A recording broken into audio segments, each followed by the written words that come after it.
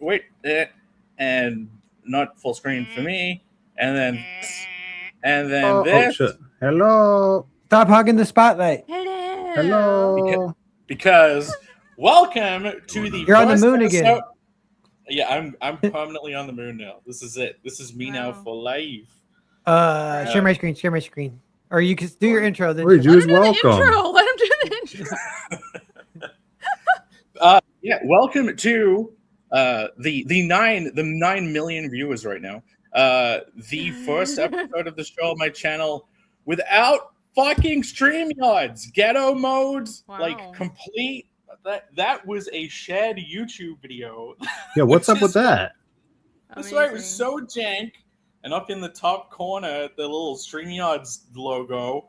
That's it. So you lost all your uploaded videos and fancy gift stuff because you What? stopped paying for StreamYards. Oh Yeah, my gosh. They don't accept moon bucks? They were charging They like are 50 a month. They're stupid expensive. That's what I mean. Yeah. I looked it up. It was so damn expensive. And it's like, you guys do not deserve this. Let's just try. Okay. I'll elaborate. You know the thing where you go to cancel and it's like, please still give us money. Oh I'm yeah, they'll give you a discount. Yeah, I thought I was doing the responsible thing by trying to initiate that process. You go to cancel and they just completely straight away instantly cancel without asking they don't give you. a fuck anymore. Yeah. Nice. So I was funny. You know what? If that's how it's gonna be, that's how it's gonna be. But hello, welcome to Panel Breakers. The show where we instantaneously pull up Pez Nugget about the film in China that was made using not even AI, and is doing very well. It's $200. This is a hot steaming nugget. This is China news, so this is related to Rini. The Chinese love it. You have to put it that way. Rini, do you know the people who made this? If you know them, tell them. Yeah. Don't you know all Chinese people know each other?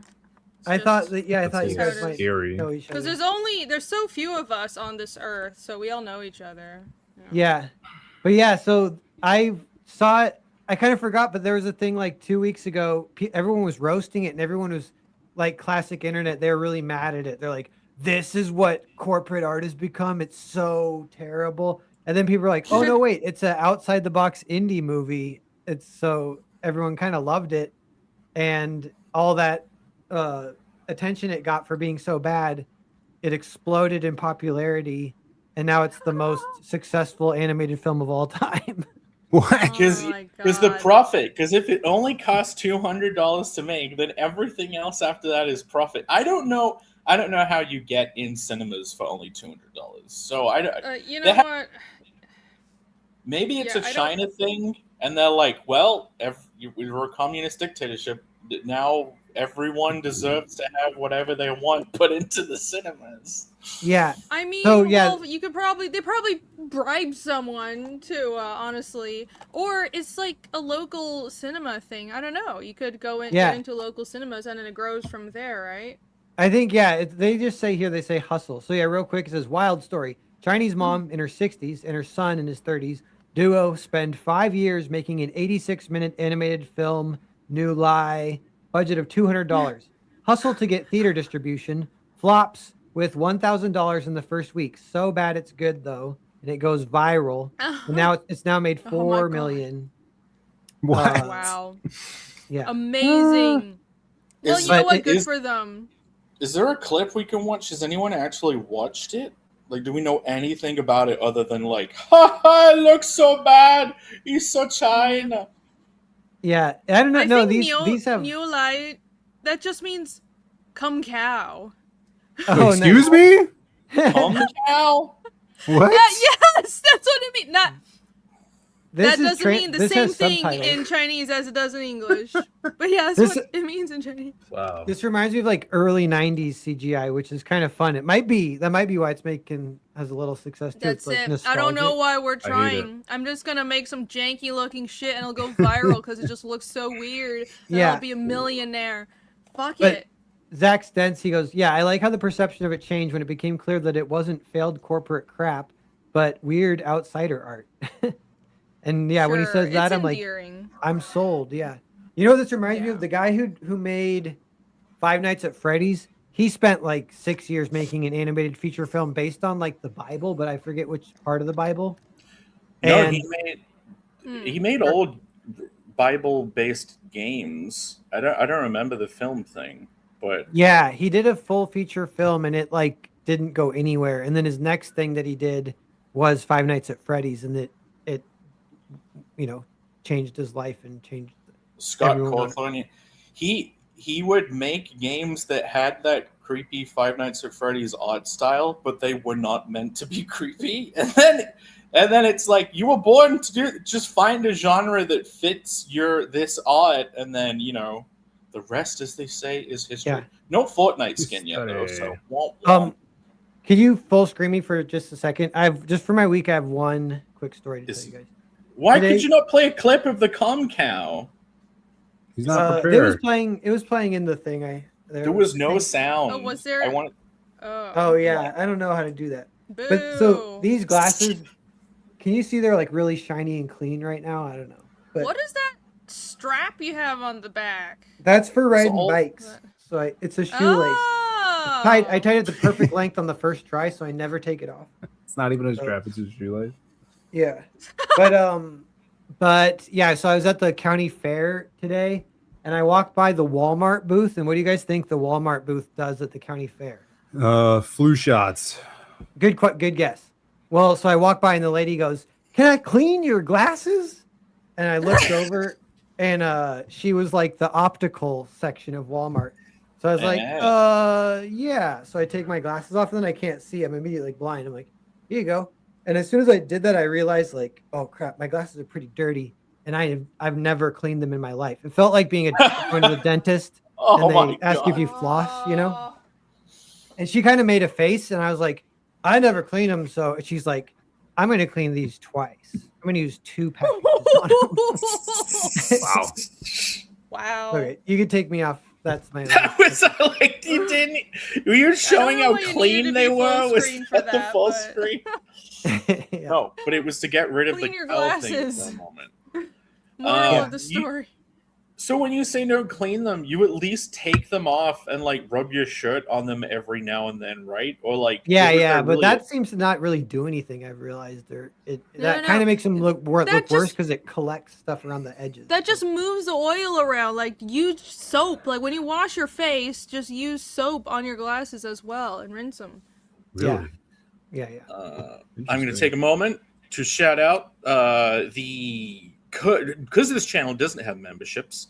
Chimera has given $1. I don't know what that is. Is it a sticker? Is it just the minimum super chat? I don't know. But yeah, and then a wonderful $5 super chat. From who I would assume with Bobby C is Bobby Crucifix. Yeah, it's Bobby. There you go. That's Bobby. Everyone be Bobby. sure to not be a complete piece of shit. And back a little bit, a little enthusiastic there, Bobby. But yeah, Vaughn Coleman's newest campaign, Phenomenon. Oh, it lines up with. I have it pulled up real fast too. Yeah, it's on the screen, Pear. We see it. It's right there. Yeah. That's what I'm saying.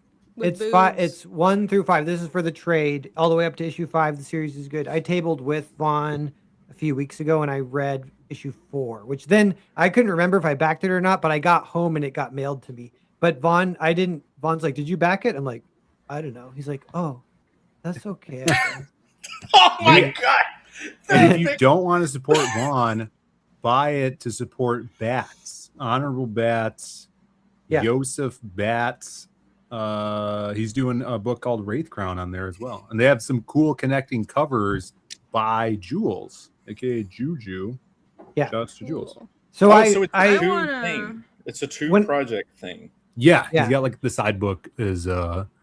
And it's all book, about the guy in the cover, Dark Cloud, who's awesome.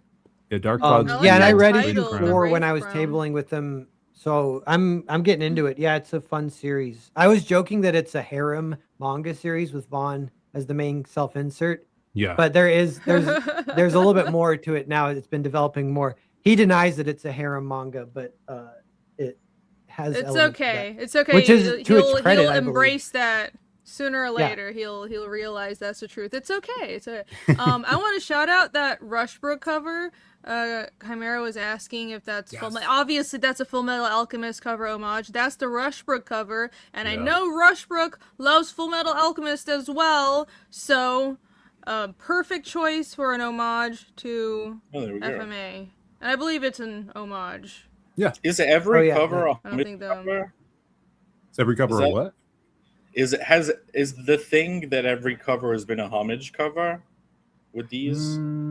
I think I guess at least one of them per issue has been. He did an X-Men one last one. He did there'll be like 2 or 3 variants, and one of them will be a homage. Yeah, Final Fantasy. Yeah, you might be right. There might always be one. Cool. Yeah, it's a good series. I really like it. It is a lot like X-Men in a good way. Like it actually is kind of addictive. I've been getting into it. Cool. I did. Jake, when you were returning to Earth, I don't think I'm going back. There's no turning back. He's stuck there permanently. I can't get off the moon. Until I build the portal to get unless back Elon, either you build a portal or Elon brings you back on a whim. Yeah, maybe I'll construct a portal to get back to Earth ready for heroes. And you know what? I'll talk about that. We'll talk about that in my week. But yeah, sorry, Phil, I interrupted you. You're about to springboard. I was sent a video of that cow thing since Pear wouldn't bring it up. So this is I'm prepared for it to be the edited version of like Bible in traditional Chinese over Mozart. That'd be awesome. 5 hours. I want to hear the sound. Like I want to hear the voices.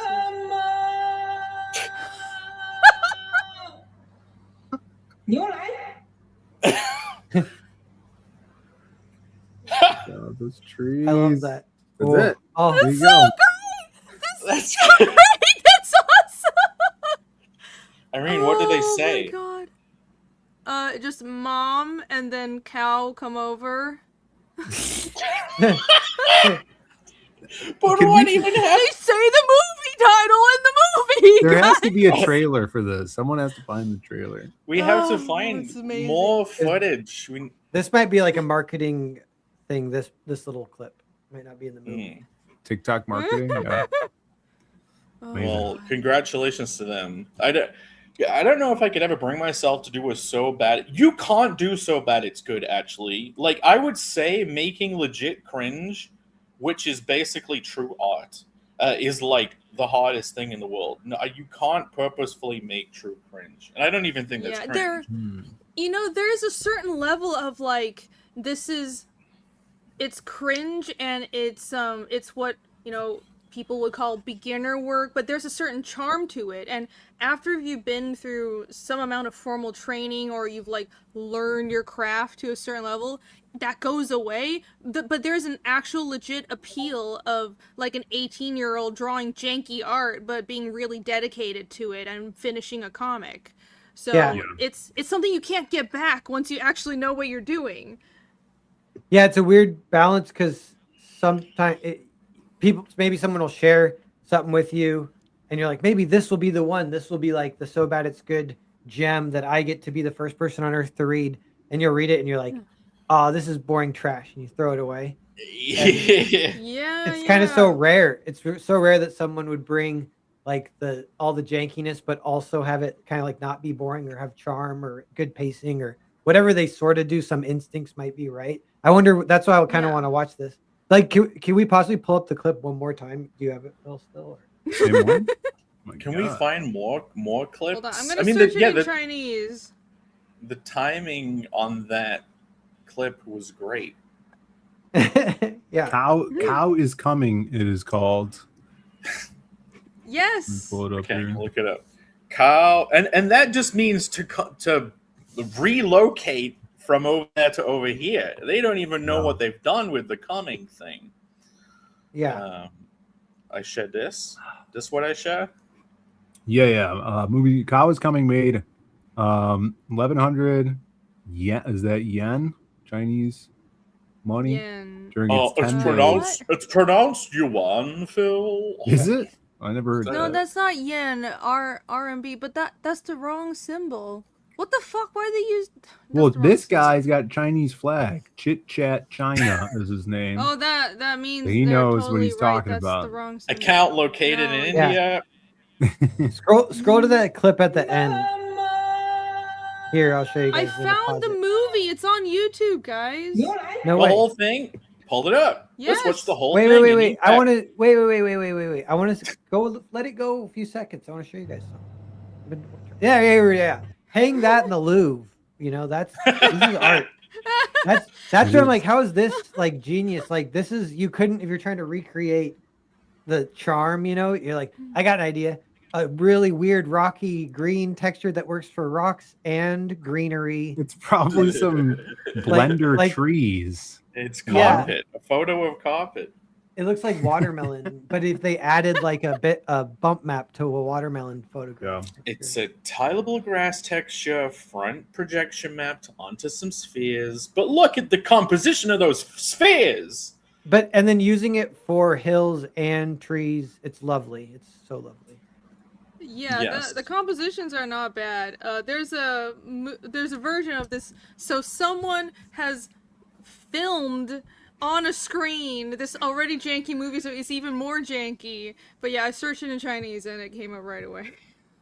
Do you want to pull it up then? I'm sure. Here's a Twitter version.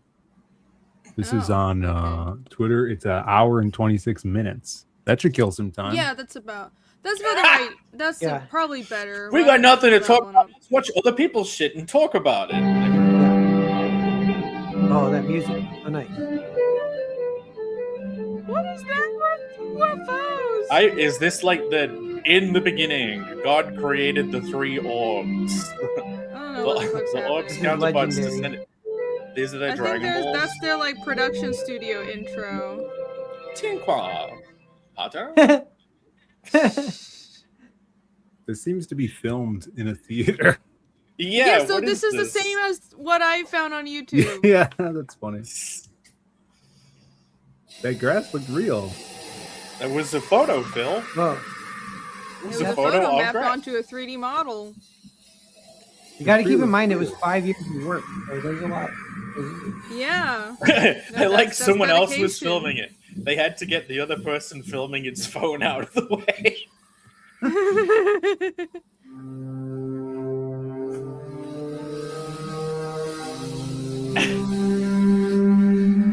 Bird's so sad.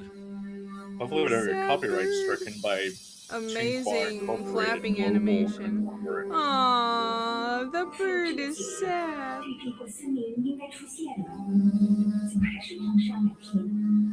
Oh, this is so awesome. Oh, there are subtitles.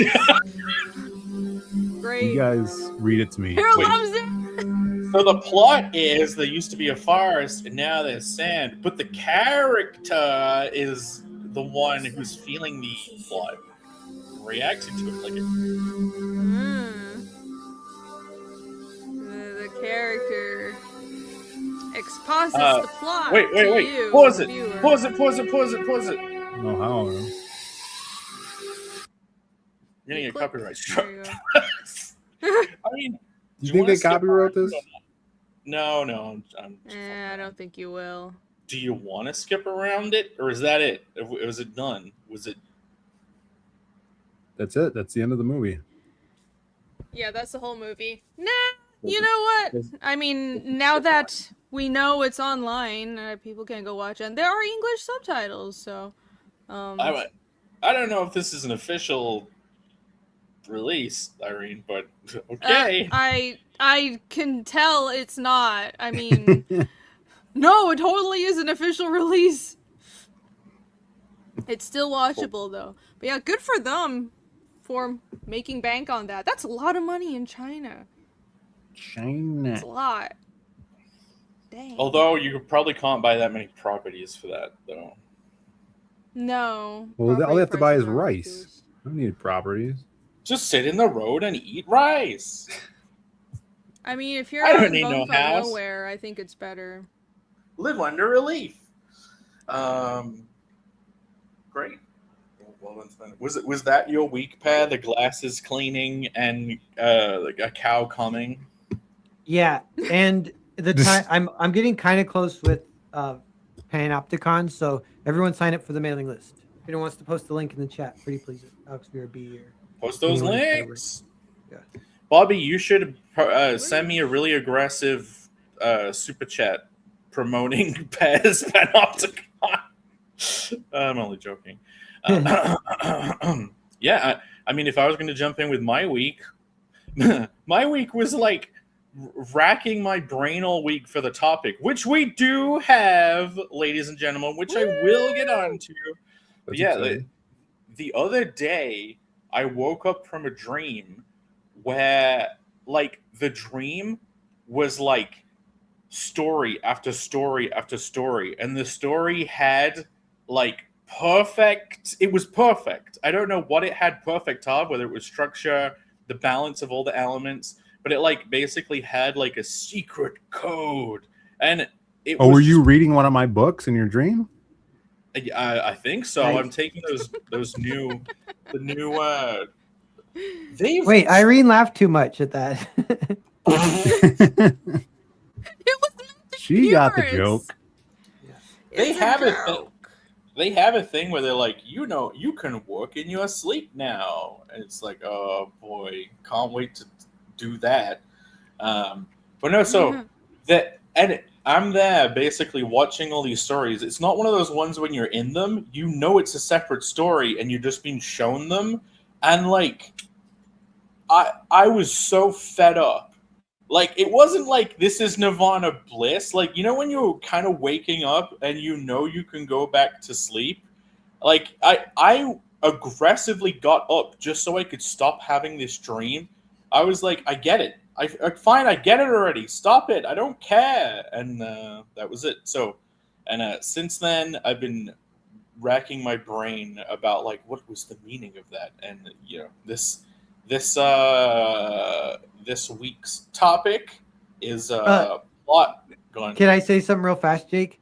That reminds me, I have a recurring dream where I have a collection of DVDs of like 10 movies. It's only like 10, and they're all perfect. They're my favorite movies, and I don't know what they are when I wake up. I'm like, what were those movies? I want to make those comics. Are they That's completely new frustrating. things? It's not like Mrs. Doubtfire, The Mask, and Aladdin. It's, No, they're like, yeah, they only exist in Dreamland. And I'll see scenes from them. I'll throw one in the DVD and watch it, and like try to remember. Because sometimes I'll even be lucid. I'm like, I gotta remember this for when I wake up, so I can try and make this a comic or something. And I never remember. It's like when Homer has the dream when he like really needs money, and it's like, the perfect invention, Homer, that you've created. And Homer's like, can I see that for a second? It's like, no. Surely you know everything about how this is created. Yeah, but if you were to summarize how it works, you could just let me know. Yeah. He gets completely cucked by his own dream. Yeah, it was. See, for me, I wasn't even like, I need to distill this. I was like, could you just stop fine. You know how to make good stories, ethereal being that isn't me, but is trying to hit me over the head with my own brain. Yeah. But yeah. Your brain was trying to train you in story writing, even when you're asleep. It's like, you will not rest, you will learn. But yeah, it was totally a result of like trying to reckon out this topic, which is Plot X character. And I think a lot of the turmoil came from a potential title of Plot versus character. But just like last week when it was like, what? Stereotypes and nuance. Turns out you need a combination of the two. So get ready. After we talked about everyone's weeks, we can get into that combination of the two. Plot character doing it together. Was that the topic we said we were going to talk about last week? This week? Yeah. Well, no, but it's not what it was going to be, Phil. No, the topic. I don't remember. I don't think it was. It was supposed to be. It was supposed to be connectivity versus jangling keys, but you know. Right. Ooh, dangling keys. What's that? Yeah, I've been watching a lot of X-Men season 2 recaps and analyses, and a lot of people are saying there's too many dangling keys in season 2. Oh, which I agree with. It would have been perfect to talk about. I mean, we could do a mini. I didn't even think I could expand it. It was like connectivity versus jangling keys. Jangling keys is basic. Okay. Before we do weeks, we don't have just to talk. Jangling keys thing. Yeah, we do, Phil. You brought it up. You opened the can. Now we're pulling out the whoop ass. Jangling keys. When is it even good? That's end of discussion. Maybe it's I am resisting a semantics discussion, but is jangling keys, would you consider an explosion in an action film jangling keys? Or is it like redundant baby time stuff? You know what I mean? Like, all the slow motion boob jiggling running scenes in Baywatch, is that jangling keys? No. I don't think so. No, that's fan service. Yeah. I feel like a lot of, I mean, what they were talking about in the videos I were watching was just like nostalgia moments that are like, oh, you remember this comic cover? We're going to give it to you.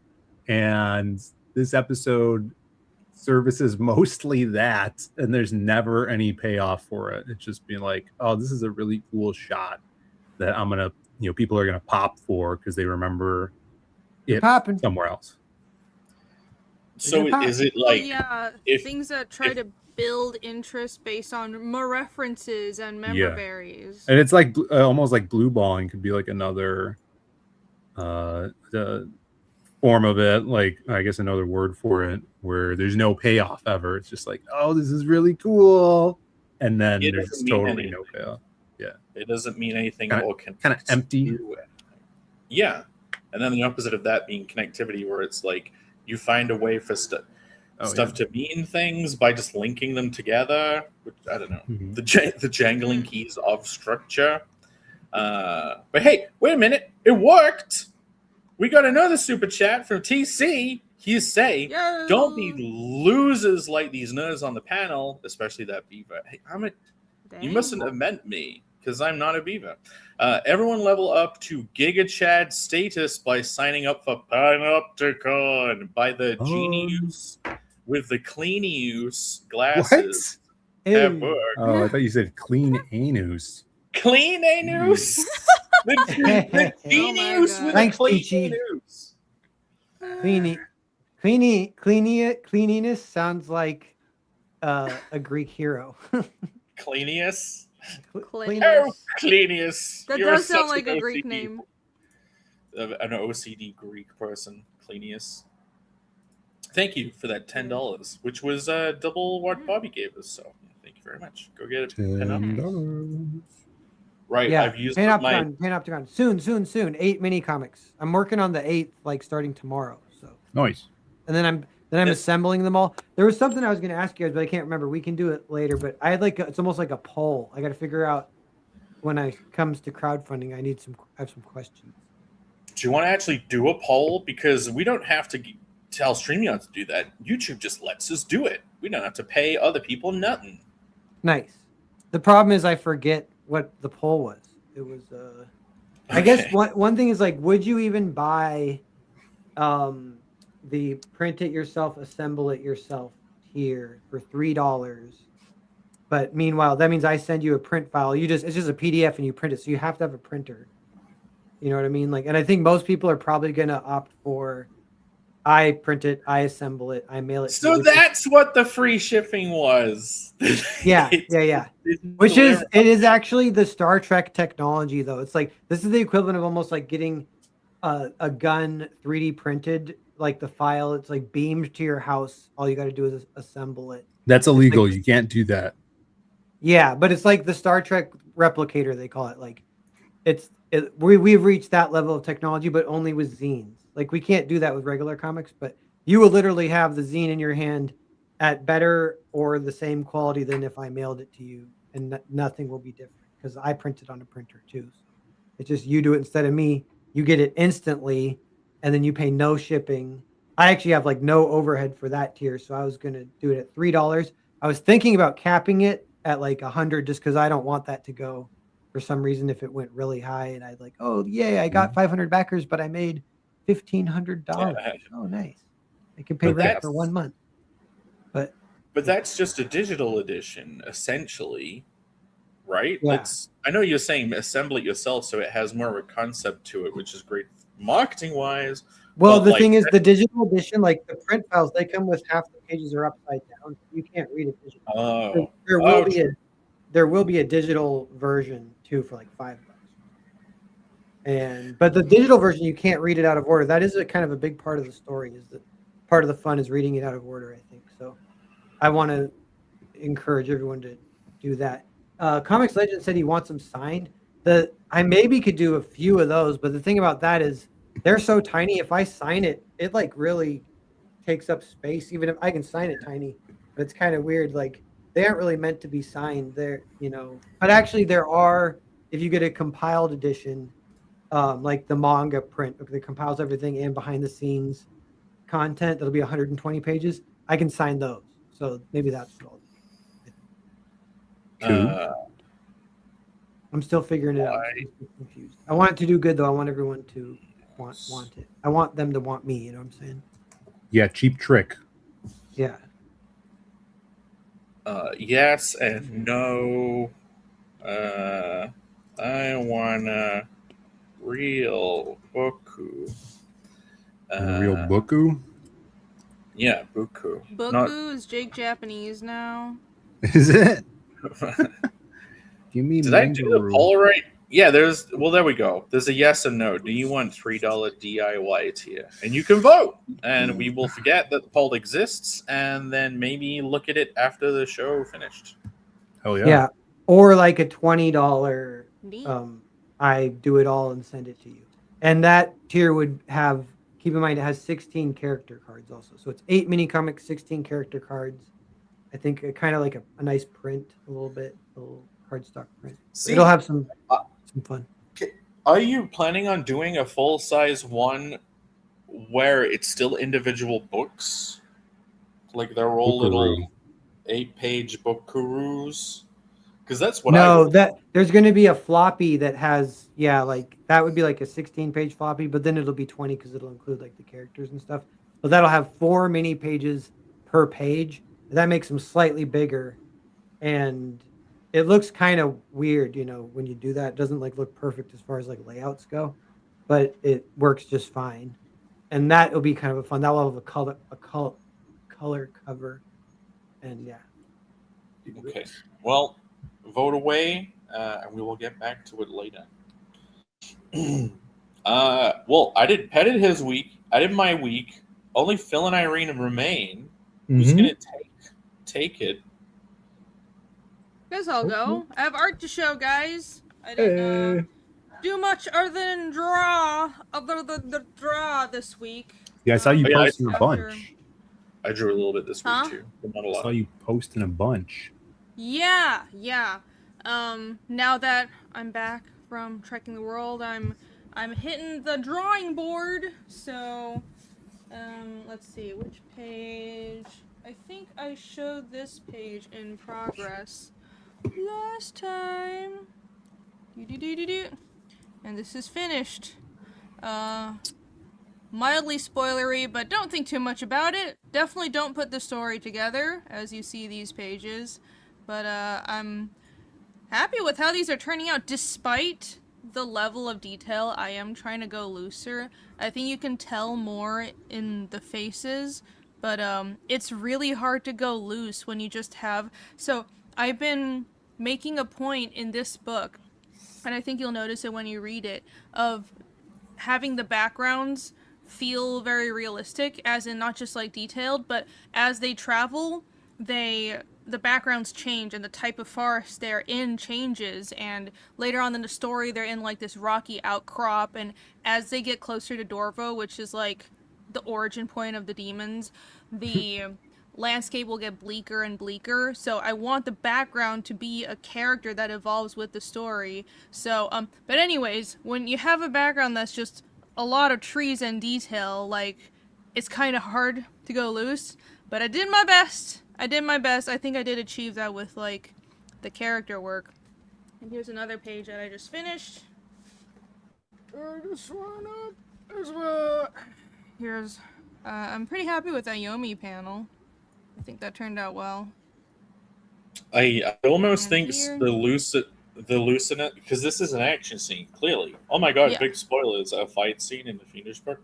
Demons. Oh I see no, demons. man, I know, it's so spoilery. Whoa. Demon. They're demons? Really? Oh my god. Demons. Who knew? I wonder if you hadn't gone for the Lucent thing for the action scenes, if they would have felt like more rigid because of it. And there's a confluence of like the Lucent style making the action feel like it has more motion to it. I think so.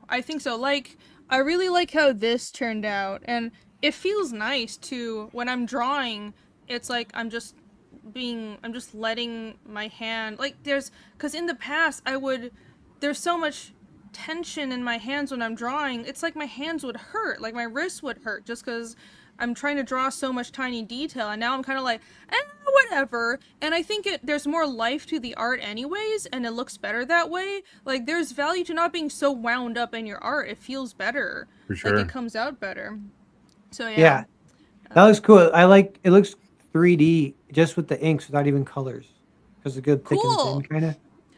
I've been trying to have just be more. I used to have this problem where I would be too afraid to spot blacks and everything, because I was trained in animation, so animation is all lines, and I had to train myself to use blacks and not be afraid of that. So I'm trying to do that more with, like, even, I know the demons are dark, but it's like even with the characters' clothes, if there's any shadow, if there's any chance of something being in shadow, I'm trying to not be afraid of it. I'll just black it out. It'll look better on the composition. So I think it's an improvement. I have some pencils to show as well. Let me share my screen real quick. Should have had this pulled up. Debigulate. Debigulate. Okay, I am sharing. Debigulation. Oh yeah, I have control. I posted this on Twitter, but I'm back to penciling now. I've inked all the pages that I've printed out from my last batch, so I'll like clean that up in the next few days and send those to Nick. And I am back to penciling. So here's this little sneak peek at the panel I just finished. Yeah, that looks Stay awesome. tuned That's for from more a updates. panel? Yeah, that's great. one. It's a big panel it's like the second half of a page. It's a big panel, but yeah. I guess so the little ribbons flowing around her, they're gonna be full of Nanarsa. This is a Nanarsa poem. So I think, okay, people who have been paying attention to Fiendish or have watched my older streams, I think I've mentioned that I wrote a funerary poem in Nanarsa way back when. It was Funerary like poem. this story and world relevant poem that kind of is like what's sung at funerals, but it's this poem that covers the worldview, and also it's like this sort of all-encompassing worldview and the meaning of life in their culture sort of thing. And it's written in Anarsa, so here Ragna is singing it, and I have it in these ribbons going around the panel. So it's a really cool panel. I've been waiting to draw it for a long time. So yeah, excited. That's gonna be cool. It sounds cool. Mm-hmm. Before you scroll down to show the petals, I was about to say that she had a close encounter with that Chinese cow. But now you can see it. Clearly it's petals. They're petals. Don't let your mind stray. Those are petals. Oh, is the cow coming? That's my week. Oh Yeah, my god. The coming cow. I gotcha. I've been trying to scroll up to see an earlier message as like a segue. Wait, actually, so you're onto penciling now? You've done all the inking for what you already had done? Do you know how many? What's your progress overall on the project? Do you feel like you're getting there? Like 50 pages, inked ish. There's a spread there's a double page spread that is later on in the story. It's the one of Yomi and that new monster character, but I don't know if I counted that in, but anyway, so around there, and I'd say 20 or so pages left to do. There's a lot of background and action, so they're not easy pages, but yeah, I would say 20 pages left to pencil and ink, and I'm back to penciling now. I've been doing it kind of like 10 pages at a time. That's kind of my patience limit for penciling. Before I'm done, I need to start inking. My printer, I have a nice printer that is supposed to be able to print on Bristol board comic paper here in Taiwan. Oh hell yeah! But it's broken. It scans. I can scan everything, but it's broken. So I need to figure out what I'm gonna do. How I'm gonna print my pencils. But other than that, yes, back to penciling. The process continues. I'll figure out how to print my pencils one way or the other. Well, such is life. Good. I'm glad there's a lot of Ragnar with a head down in this book. Oh. Yeah, I was trying to segue because someone said, "Is Bancroft dead?" in a chat, and like I've been out of the loop.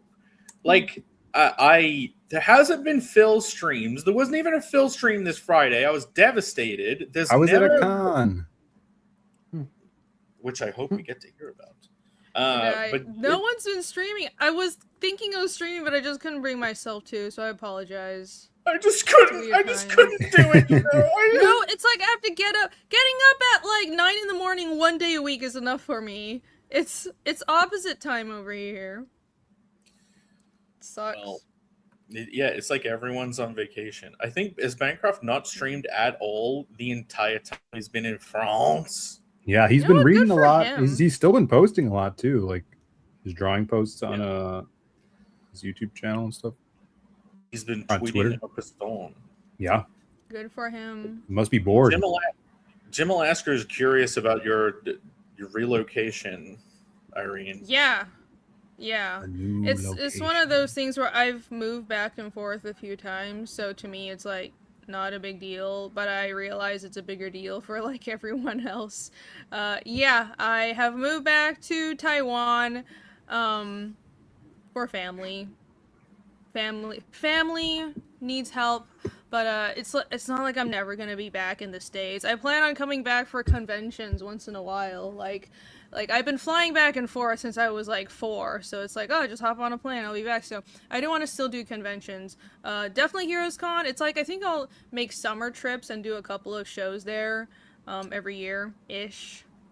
So that's the plan, if all things allow.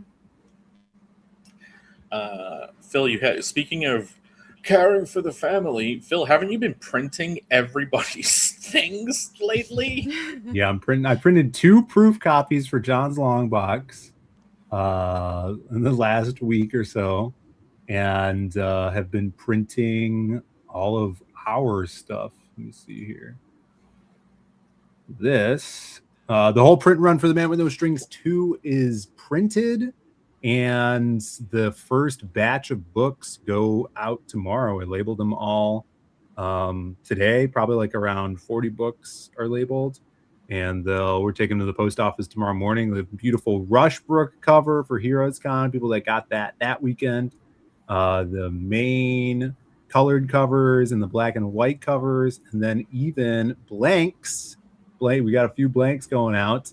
So I've been working hard on that. And then, people inquiring about print runs and proofs and all that jazz. I ran out of black ink again, so I got to remind my brother to order that. But it happens a lot. Black is used a lot. So I've been doing that. I've been writing a lot. I've been working on this tablet. I'm actually trying to do like thumbnails, and then I'm going to show them to people and be like, hey, is this look good or something? I don't know. So I figured while I'm on streams, I can mess around with the tablet, get some use out of it. And and then trying to write for John Slongbox's Crisis on Independent Earths, which is turning out to be pretty cool. He just launched he's doing free promo t-shirts, and Aaron Sparrow is helping with editing on that. And seems like a lot of creators are going to be involved in that. So that seems pretty exciting. Yeah, me and Jared are trying to put Hotel Story in. We got Estelle, the hooker with the heart of gold. We got her jumping out of a cake at a Scottish Indian. You went for it. Yeah, I like that. Is there a potential time frame on that whole project, or so that's the cool thing too, is he pages have to be turned in by January 1st if you want to be a part of it. And that's the written thing. Is it all being drawn by the same person and everyone's just writing? No, dude, no. It's so John has it's like an Oreo. So he does the cookie part, and then the creamy filling is all of us contributing 3 to 5 pages. And I'm hiring my artists are drawing my parts of the story. And the really cool thing is he's going to crowdfund the large book, and however many people turn in pages, it could be up over 100 pages. But we, the creators, have printing rights as well. So I can make a 48-page one or 24-page one that has his cookie and maybe my, what's a better word than cream? Filling, my filling. Phil's cream. Phil's going to sell you as much of his cream as possible. And then say hey, maybe, I'm going to do a hard line one. So it's me and Buzz and, whoever else, or, you guys, if you guys are going to be involved. So since I can print my own stuff, I can make a 32-page one and just have the hand-picked story parts in it that I please. So seems cool. It's ambitious, but I think it'll be good. It'll be interesting to see how everyone weaves that cream into John's cooking. Yeah, exactly. Exactly. You set it up, Phil. You're the one who teed that one up. Well, great. How was the convenzione? It was brutal. Because as in it's Fan Expo, so it's a lot of people show up, but it's a celebrity convention. They literally had Kurt Russell and Keith David and everybody from the Goonies and these 80s A-list, heartthrobs or whatever back in the day were there. So most of the people are there for that. They still have a convention floor with a lot of vendors and an artist alley. And I've always criticized Fan Expos since they took over Wizard World. The artist alley layout is very chaotic and not linear, unlike something like C2E2 or what I would imagine a New York Comic-Con would be. It's very sporadic in there. This is the first year we officially did it with the arcade. They had us come out. So we weren't on the con floor. We were up an escalator next to where the celebrities were signing in like a banquet hall or like a banquet room. Somewhere there, you would see them do panels. Yeah. So like we had our area with like brought 20 arcade games. They gave us a panel stage, but with no microphones. Oh my god. But they gave us mic stands. Thank you for that. Mic stands with no microphones. Right. Completely and then useless. Great. We set up our table, but we didn't have any overhead. So, we brought in, we made sales and anything we made was profit. But the annoying thing is my brother and I had to lug all those games out of there in a freaking 7-foot Godzilla. And it was pretty unorganized to say the least. Yeah. Well, every time I see that 7-foot Godzilla, I'm like, wait a minute, we can 3D print our own characters. That's right. But good. Now I would be worried that are you ever worried about the Godzilla melting? Oh yeah, no, it did. So we took it out of the van today because we just put it like in our van. No. And when we took it out, Brandon's like, oh, look, one of the spikes was sagged because of the heat in the van. Oh geez. Because you said about the book stands you had at Tessus melting. Like, I wonder if there is like heat resistant primer that you pretty much would have to use on such things. Alex says there's heat resistant filament that you should Oh, have there we to go. use. That's a good idea. Cool. Interesting. Very good. Alex, that's probably way too expensive. We'd travel at the thing though. It's too much thinking put into this endeavor. Yeah. So I mean, it was an experience. I saw, buddies that see us all the time at conventions. The really cool thing was I went down a couple times to walk the floor and get some food. They had some food trucks there. And I saw a reader that doesn't follow me on social media. He always comes to pick up the new Lost pages at C2E2. And he was wearing a silhouette shirt. Yes, he was wearing a silhouette shirt, which was so cool. I took a picture of him. And he's like, "Where are you guys?" And then I happened to have a copy of No Strings Issue 0. Gave that to him for free. But that was really cool to see someone walk around with that shirt. Great. Are you done for conventions now this year then? Maybe there might be another one next month that I might be driving to, but most likely, that's gonna be the last one for this year. Okay. Well.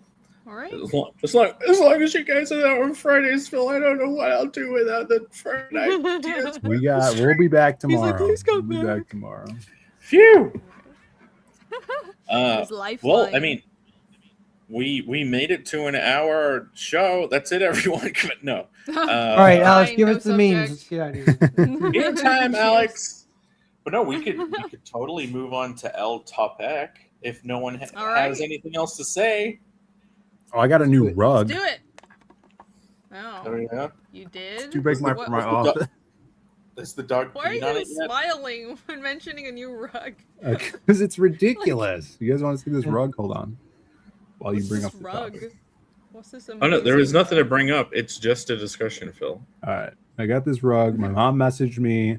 She's buying new furniture and she says, "Hey, I am able to get a free rug. Do you want a rug?" And let me zoom in here and share. Now it's upside down. This is the rug, and it wouldn't fit in my office. So I put it in my bedroom. My girlfriend wasn't happy about it.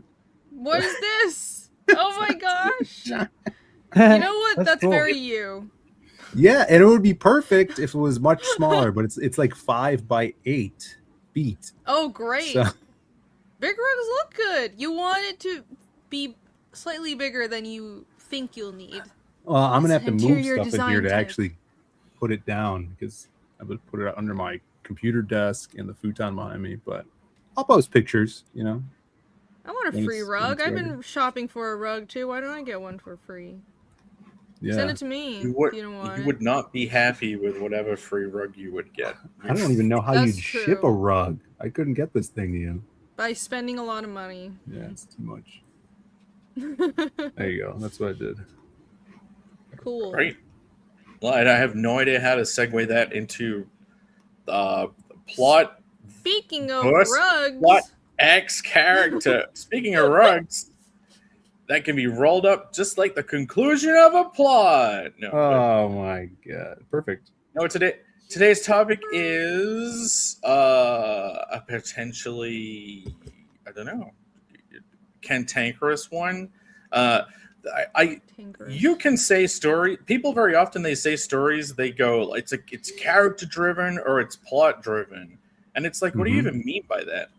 And I watch a lot of Rick and Morty, and I have whenever you watch Dan Harmon writing tips videos, he's like, I think plot's stupid and everything's all about character. But at the same time, people get like annoyed by too much of a focus on character. So yeah, I kind of wanted to discuss it. I want to see what people's opinions are on plot v character, because I think what started me exploring this was whenever I'm trying to think of like the grander story to Connell, when I'm like, what is the huge story? It really often turns into just plot, and I usually think it sucks, and I can't figure out how to make it like good. And I've started to think that if I ever get into that position, you can kind of use character motivations to remedy that. So I just kind of wanted to start off with, what do you guys feel like you like focusing on? Do you ever get worried that you're not doing enough of the other if you do too much of one? And like, what are your go-tos? Like, and let's say, okay, I'll actually lay out so that we don't discuss like what the word means. So when I'm saying if we do plot versus character, everything in a story you could say is plot, like literally everything. If you just have the series of events, you could say, well, those are plot points, right? Yeah. But let's say something that is pure plot is anything that occurs in a story outside of a character's decision that is their attempt to influence or react to the influence of another character. And then obviously character plot points are developments in the story that occur when a character is either trying to influence or reacting to the influence of another character. Does that work?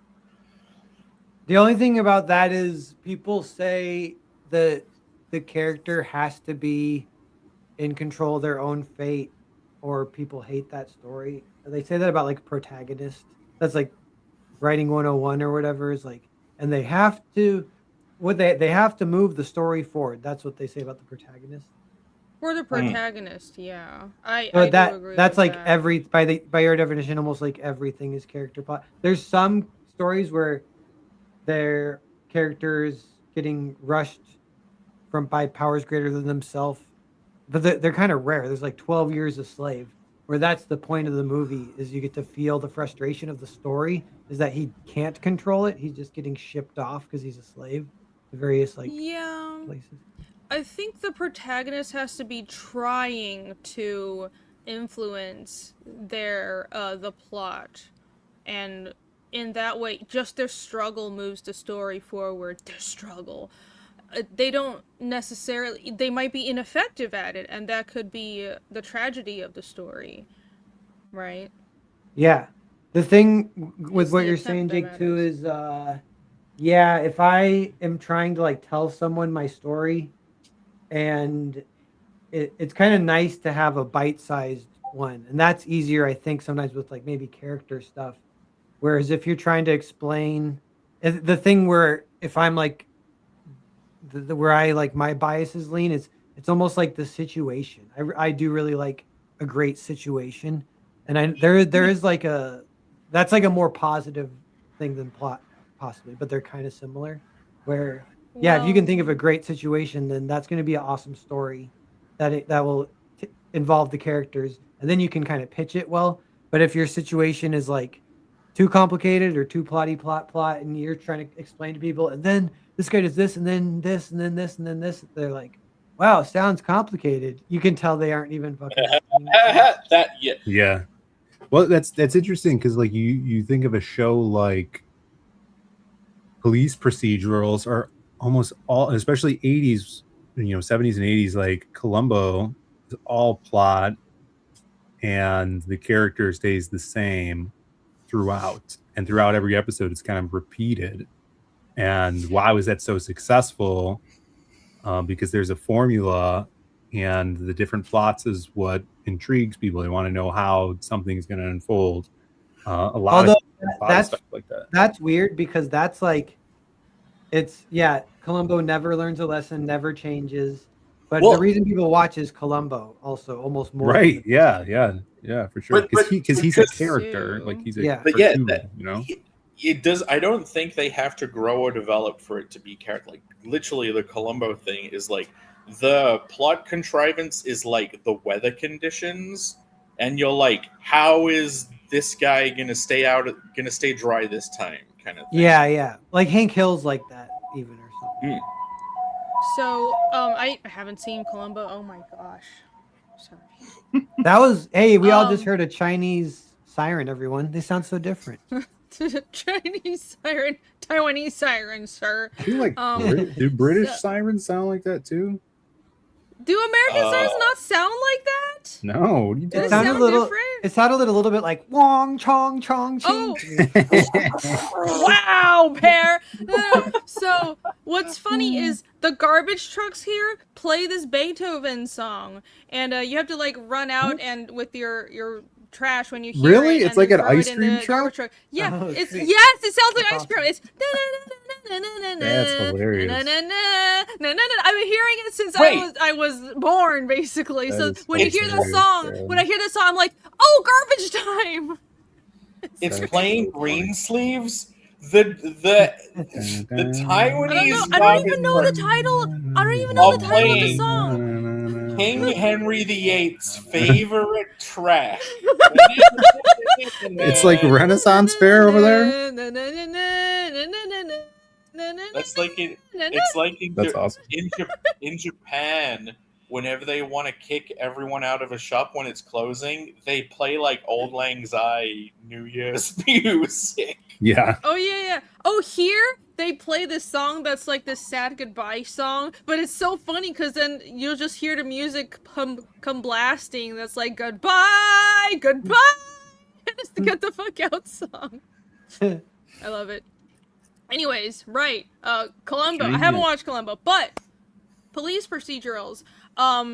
So this topic reminds me that I really liked mystery stories growing up. My first manga pretty much was Detective Conan, also known as Case Closed. It's like murder mysteries for kids. And then I loved Ghost in the Shell in high school. And because of that, I think when I started writing my own stuff, I was all plot, because I liked stories like that, and I liked science fiction. I liked, sci-fi like Dune and Ender's Game. And to me, it's like, oh, it's the world building and the concept of they're in this world with cyber brains, or they're in this concept, the concept of the world or the mystery is what makes it popular, right? And it took me a long time, kind of like halfway or more through the development process of Fiendish for me to kind of realize how much characters mattered.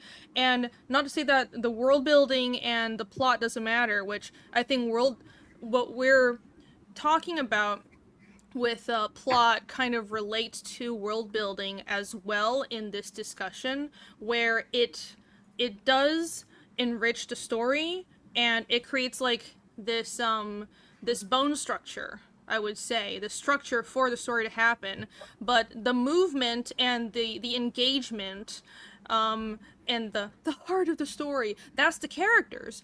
And it's so obvious, but I realized that no matter how good the plot is for Detective Conan or Ghost in a Shell, I like it because the characters are interesting. And even though the characters in Ghost in a Shell there isn't really an arc of them evolving. It's like there kind of is for the Major, but in general, her core story doesn't change. Like, she discovers some things about herself, or like, I'm not talking about the movie where she merges with this other entity. I'm talking about the Kenji Kamiyama TV show. She's a flat arc character, and everyone else in Section 9 is a flat arc character. Maybe Togusa less so, but anyways, despite that, it's discovering how these characters interface with the moral questions that they have and their moral outlook, and discovering how the Major deals with being a cyborg from a very young age. And there's all these things that you're discovering, like, why does she choose to stay in a woman's body even though it would be more expedient for her job if she just chose a male body? It's like, well, this keeps me human. And that's interesting, and it's those character moments and those little tidbits of character that keeps you reading. That's actually what's engaging. And and I feel like Ghost in the Shell is a really good example, because the entire story is about machine versus humanity, your soul and biology versus this mechanized cybernetic world. And that's kind of a I wouldn't say an analogy, but a little bit for plot versus character. It's a mechanism versus a living thing, like the heart of a story. And the debate is kind of about that, the mechanics versus what makes you human. And in Detective Conan, the mystery is interesting, but you read the story because the characters are fun. Like, I remember who all the characters are, and the tension isn't just who's the murderer. The tension is, how does Conan, this little kid, present the solution of the story without being found out every episode. And it's how creative he is with presenting that information and like being covert about it. That's actually engaging, right? Well, I mean, so you're touching upon so many things that basically link the plot to character. Like, okay, Columbo, detective and crime stuff, like, they begin with a crime that's perpetrated by a character.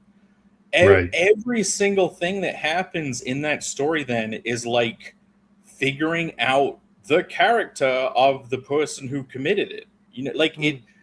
And those episodes, even though you can totally look at them as like plot, yeah, it's character. You have the let's just go hypothetical. The drunk, bad backstory, noir investigator who's like trying to solve the mystery whilst battling with his own past. Do you know what I mean? And like trying to prove himself, like Detective Conan. He's a little kid. No one's going to take him seriously. He's probably proving his worth like all the time as a kid. Or he looks like he's not. Moromi mentioned he's not a kid, yes, but he looks like a monkey. One. He's a genius high schooler that got transformed into like a little kid's body, and nobody knows his true identity. So that's the basic plot. That's the thing of the story. One thing I was thinking is if it's character, like taking that more seriously, which I strive to do. It's like something I could always focus on more or whatever. But it's like if you have your character and you say, okay, my character is scared of water, and then your whole story is about them having to deal with water. Mm-hmm. And then that story can be plot, so complicated, so weird. But the fact that you're including they have to face their fear, it's like a character-driven story at that point, and it has that like connection that I think the people you mentioned, Jake, really like the story circle guy, like what's his face, Dan Harmon. And I know sometimes the character. Like sometimes if it doesn't have that, if you're just plot, and the characters just slap him in there, he's just a badass, and there's nothing. Well, there's nothing that. Yeah, you need something to be invested in, because we're humans, and we can't really be invested in a plot happening unless there's a character we care about navigating the plot and struggling against it, whether they succeed or not. And I just realized that. So I ended up writing fantasy because, like, I like sci-fi, but I don't think I was ever able to grasp it. And I think what I never realized is sci-fi isn't about plot. Good sci-fi is a plotty story, a character-driven story that is masked by plot. The plot masks the characterness of the story, but that's still what actually carries it through. Like, all the dressings of this is the technology is just the way it's presented, and that's kind of hiding the character movements. And it might be more muted than fantasy, but it still is the reason any sci-fi is good. I don't think I can recall any sci-fi that is all about, let's just talk about this technology and you don't give a fuck about any, none of the characters are interesting, and I don't think I know of any sci-fi that's successful that's like that. Yeah, it's like sci-fi stuff, it basically takes one aspect of reality and like dehumanizes, mechanizes, like amplifies it. It like advances it in one direction, and you basically just see how that would put a strain on characters. Like the only way it's a story is when you put that plot, that weather condition, and you see how people are going to try and stay dry, or how wet they're going to get, or if they're going to push someone out into the rain just to see them get wet while they stay dry. But then as a kid or as a budding writer, it's like I loved sci-fi as a kid. Like Red Dwarf, Futurama, blah blah blah. But then when I would start trying to write sci-fi stuff or just things that would have a cool concept, I would totally get hung up on the concept and the idea, and like, wouldn't that be cool? And then I never really considered well, the story is when this concept comes into contact with characters that have their own pasts, motivations, and stuff, and like you're supposed to kind of like pick and choose those character traits to battle the concept. I mean, ideally, your character and plot should work hand in hand. One should influence and impose upon on the other. Yeah, yes. Definitely. Obviously, both matter. But, I was trying to think of a yes and. There's a yes and both matter. Write that in your book, but Phil. Right, you get to quote yourself finally. All right, cool. Character and plot go hand in hand and frolic in the meadows. I'll remember it. I hope. Jake had in the DM group, it was a good way to put it, but it was, I kind of forget, but it was like the rules or the machine of the plot, and then the character is the one who kind of fights against that.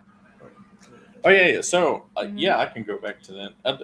Well, I try to consider a gradient of what an extreme version of either thing would be. Whether like if you character, less plot, half beef, less cheese, or to quote a meme, or if something is all plot. And I kind of established in my head, complete pure plot, all plot is Tetris. It's watching someone play Tetris, and that's it. There are new conditions coming in all the time, and it's just there's not even a character in there, just reacting to the conditions that are laid out. And like, if I was to make a story version, like a giant magic 8-ball falls from space and lands on Earth, and like the little thing on top that comes up and says what it is like a truth that now applies to the whole Earth. And then you just cut from different groups of characters just enduring what it was. And it's like only a physical thing. It's not psychological. It's like the floor is lava, and then it's just people burning to death. You know what I mean? Or other plot version, like every fantasy thing is like in a long time ago, the gods threw down clay, and it became the land. Yes. And then the Yes, I land do. split, and then this spirit did this thing, and this other spirit did this thing. Right, that's not exactly riveting. Okay, if you're doing a fantasy, don't open your story with a long preamble like that. Nobody cares. Do That the sounds preamble after you make people invested. That sounds like You're what? speaking like my Indian character. Calm down.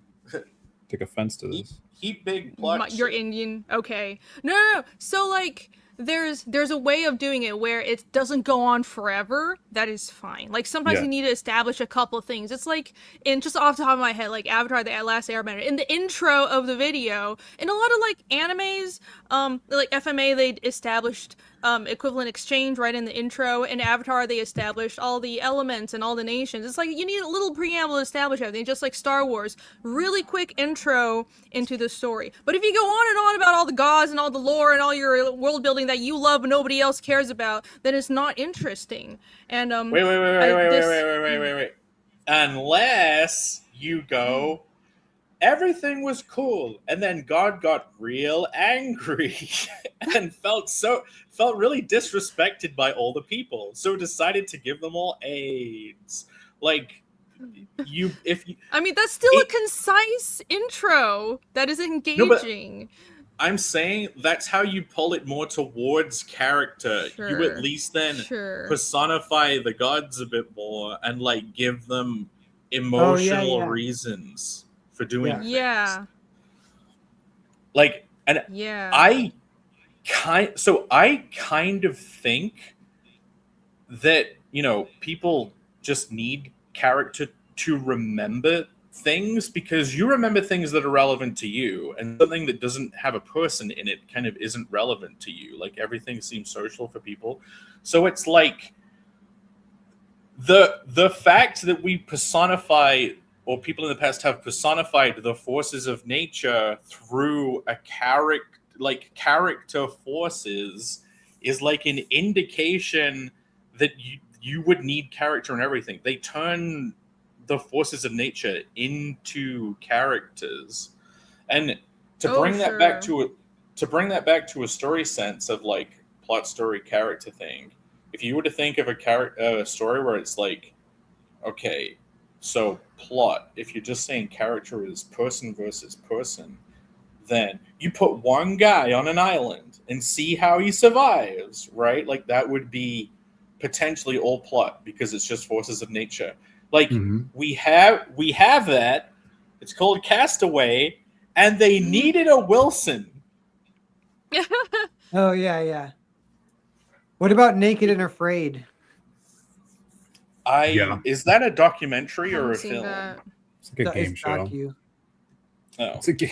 I've never watched it. Not a documentary. I've only there been is like man versus nature, but in Bear Grylls. A lot of man versus nature, it's like you need some kind of other character. Either the person, if it's a solo, just one person, either they start talking to themselves or they start talking to a Wilson. Like you need some kind of character interaction. We crave interaction with other people.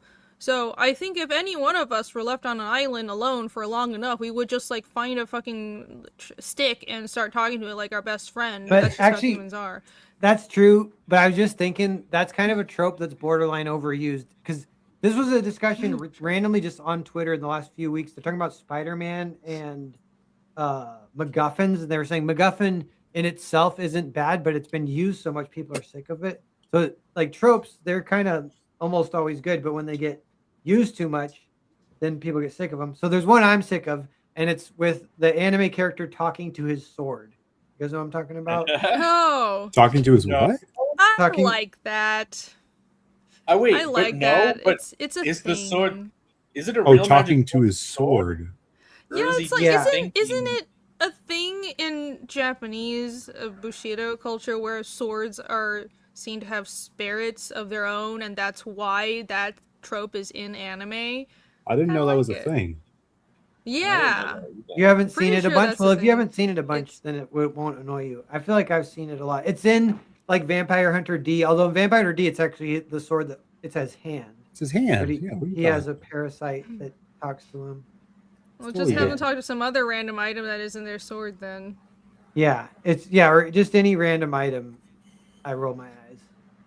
Oh no, I love doing that. In Hollow Fist, Mindy has a talking Hollow Fist. That's the plot point that has never been revealed. Just make it talk back. So it's not like they're speaking to the sword. But Connell also talks to his appendage. His sword. So yeah, to his sword. He does. Oops. No, I mean, it doesn't mean it's bad. It just means I've seen it a lot lately. I don't know. No, it is a thing that's done. But it can be done in the way that... So the challenge for someone like you would be doing that in a way that is actually engaging. It doesn't feel like you're just falling back on a trope, because that's what you're supposed to do. Yeah. Oh, do you know what? You like to use bring it up all the time. Friggin' Rick and Morty as a example. So last week we're like stereotype versus nuance. You get someone through the door with the stereotype, but then you explore it with the nuance. That tropes are like the stereotypes of story beats, and like you can use those as a fast track plot if you want to focus more on character, and the nuance is what you extrude out of that differently. So it's like, in a way, say in Rick and Morty, they make fun of the things that they're just using as the fast track all the time. Like, as an example, they land on a planet and some old guy is like, you better get off the planet. Oh, you don't want to be here for the bad time at night. And they're like, oh, it's like Purge, huh? You're just doing a purge? It's a purge planet where they do the purge. And it's like, okay, we fast track, we get the stereotype. You've just, sorry, Phil, lampshaded it heavily that you're just copying something. And that's actual lampshading, yeah.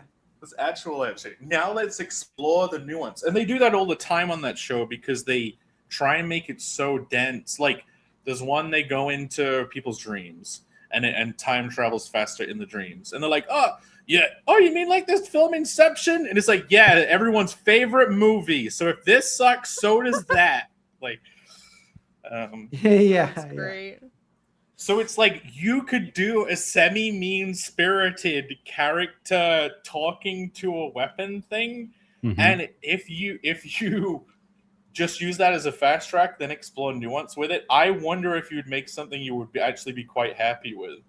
Yeah, actually, that there is like a thing. They might have like a word for it, but it's where tropes get what do they call it? They get played against themselves deliberately, and that's like meta. But that is always there's a phase where that is always awesome. Like, some people don't like meta or whatever, but it's awesome when like Pulp Fiction was like that. Pulp Fiction, it was only cool because there had been a whole bunch of like normal action 80s movies right before it. So all of a sudden when you watch Pulp Fiction and all this stuff is happening not the way you'd expect it to go, and that is like really hilarious. But a good example is in Mark Miller's book, what's the one where the guy Kick-Ass. It starts with the guy on a building and it's his voiceover and he's saying how he can fly. Yeah. He's about to like test his new equipment or whatever. He jumps off the building and then he smashes and explodes and dies, and everyone's like, yeah, he wasn't a superhero. God. That was just a crazy guy who thought he was a superhero. Right. Yeah, like classic. You thought that's what the movie was going to be. That's it. It's not. But you got that only works because you've seen it a million times, so you know exactly what's supposed to happen, and the fact it doesn't happen makes you laugh. You could playing off of people's expectations is it's like half of writing is also knowing how the audience will take the information you're giving them and being able to play off of their expectations and their knowledge. And that's really hard. Like, writing takes people skills. It's not just, well, I know the structure and I have a cool idea, so I write it out. It's you're interfacing with the people in the future who will read what you're putting down. It's hard. Jake, you know what would be funny is if Slugsy or something is like, oh, I see you have one of those talking swords, and Carnal's like, Yeah, but he doesn't talk. He just suckles, and you cut to the sword. It's like, Oh my god. What? It's a separate entity that's sucking his dick 24/7, and he's just so done with it. It's like, You just remind. Okay, it's not. And I don't think I've seen any manga go this far, even though I'm surprised, and there probably is some doujin out there that does go this far. I read this manga years ago. I don't even remember the name, but I realize now that this is the trope of the warrior talking to his beloved sword that has a soul taken to the max. It's the story where it's a warrior guy is paired up with a chick that turns into a sword, and so it's like getting to know her, and she's like kind of like is obviously a cute girl with a gem on her forehead. I don't remember the name of it, but I'm just realizing this is totally that trope, and it's like, what do we like? We like swords, and we like warriors that talk to their swords. We also like hot chicks. Let's mash it together. So there you go. Sometimes you can just simplify the problem and that actually kill sounds two birds in one awesome. stone. I just remember It was fun. I liked it. Brendan Swan's script that I commissioned that I love. It's like one of my favorite things ever, and I'm drawing it, but that'll be the manga that's called Scarlet Magic. It has a talking sword. So yeah. You just Well, there you go. It's hilarious. After Heel saying you turning- hated it. He'll turn on past you. This is the reaffirmation of wishy-washy past. Yeah. I take back everything I just said. that's you should have that. That would be funny if someone had that printed on a T-shirt. Just black text on a white shirt. It wasn't I take sold. back everything I just said. Well, if you want more of that about turn, go visit Narwhal's site or Pear's site. Yeah. Pear, aka Narwhal. Thanks. Noragami. No, it wasn't. It wasn't. It's an older manga, but yeah. Well, the cool thing about making the sword a hot chick is it's like, okay, the samurai is like, my sword is the best. We are the best buddies. We will go on killing everyone forever with honor. But like, if you make it a woman, the guy's like, oh, I mean, are you okay with me killing people with you? Or like, you totally can go in a different direction of it, where it's the typical, I don't know how to act around women, but it's his own sword. I'm gonna Google this now. I need to find out what manga this is. It's killing me. Also, objectifying women, literally, always a good trope. Speaking No, of literally, she is Yeah, a weapon. Literally being objectified. Okay, Peak media. to go back to the spectrum that we're all on story-wise, you have Tetris at one end, and then we started exploring some of the nuance, right? So now you have to establish the other end of the spectrum. So the other end would be all character, no plot, right? And so my example for this is just gossip. Did you know about so-and-so did this and then so-and-so did that? Like, or even the like, oh my god, did you know Becky is like dating thing? It's navel gazing. We've talked about the navel gazing. I don't know what the genre is called, where it's like just people in a coffee shop and they all have interpersonal relationships and nothing happens. Slice of life. There we go. So if you got Tetris with as opposed to gossip, and then the story version is like what, heist movie without any character negotiation, or like in the past the gods made a giant pot, and then on the other end is like coffee shop navel gazy, which I don't know if any of us have even bothered to explore that realm in our own writing. I don't Have know characters what an talking example about their of that feelings would in be. coffee shops? No. Yeah, like I mean, slice So- of life is like a little bit more like that with like low stakes. There's no real plot as far as like they There's don't need still to- things. Sorry. I think there's still things to discover in slice of life, though. It's like it can be slice of life, but there's still a little like the discoveries are small, but it's about the small discoveries, and everything about a story. It doesn't have to be. This is a world-ending conflict. The conflict can feel. It can be a small thing, but it can be it can feel like a big thing if you present it in a way that is engaging with, because of the characters, right? And I think Slice of Life proves that point, because things are still happening. It's just low level, and even I don't think you need to have like a problem to solve or a conflict to resolve. It can even be a twist. The characters have to be discovering something, or you have to be discovering something about the characters. And I think the problem with those scenes of people just like sitting around in a coffee shop and talking is nothing is being acted upon. Like they're talking about, they're just kind of wallowing in what they're feeling right now, but no problems are being solved, nothing is being really discovered, and nothing is being done. There are ways of writing talking scenes that are interesting, but the problem is but that hasn't been done in those examples of characters talking in the coffee shop, right? But yeah, you pep it up by the guy who owns the coffee shop used to be an assassin, and then one day the people from the opposite mob family, clearly they found out where he lives, and they break into the place, and like there's a fight. Like that's you pep it up by putting plot in that. Like that's how you raise the story up, by putting it more towards the center of plot X character. It can even be a social battle. It could be the characters are low level taking jabs at each other, or like internally. It's like all those scenes in like Death Note. Death Note doesn't have a lot of action, but there are a lot of scenes of characters just talking, but in their heads they're trying to predict what the other character is going to do, and they're trying to counter that by saying the right thing and thinking 2, 3, 5 steps ahead. And that makes a talking scene interesting. Stuff is going on in characters' head. They're trying to solve a problem, and they're not just wallowing in what they're feeling right now. Yeah. You know, I'm trying to remember. There's a play called Waiting for Godot. Have you guys heard that? It's been memed. I have. Gal Gadot. Yeah. And then there's another play called Rosencrantz and Guildenstern Are Dead. Have you heard of that one? No, that's a mouthful. What are you talking But about? it's only like plays that do it, because with a play, you'd be like, all right, let's get 2 people on stage. How can we make it not boring, but we can't do much?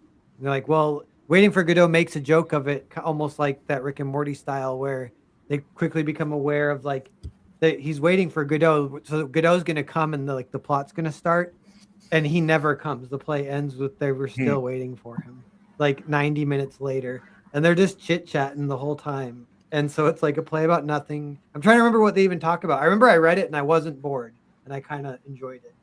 But like this is like 20 years ago. So these ends of the spectrum, like none of it is this sucks. Okay, because genuinely, what is some of the most addictive shit?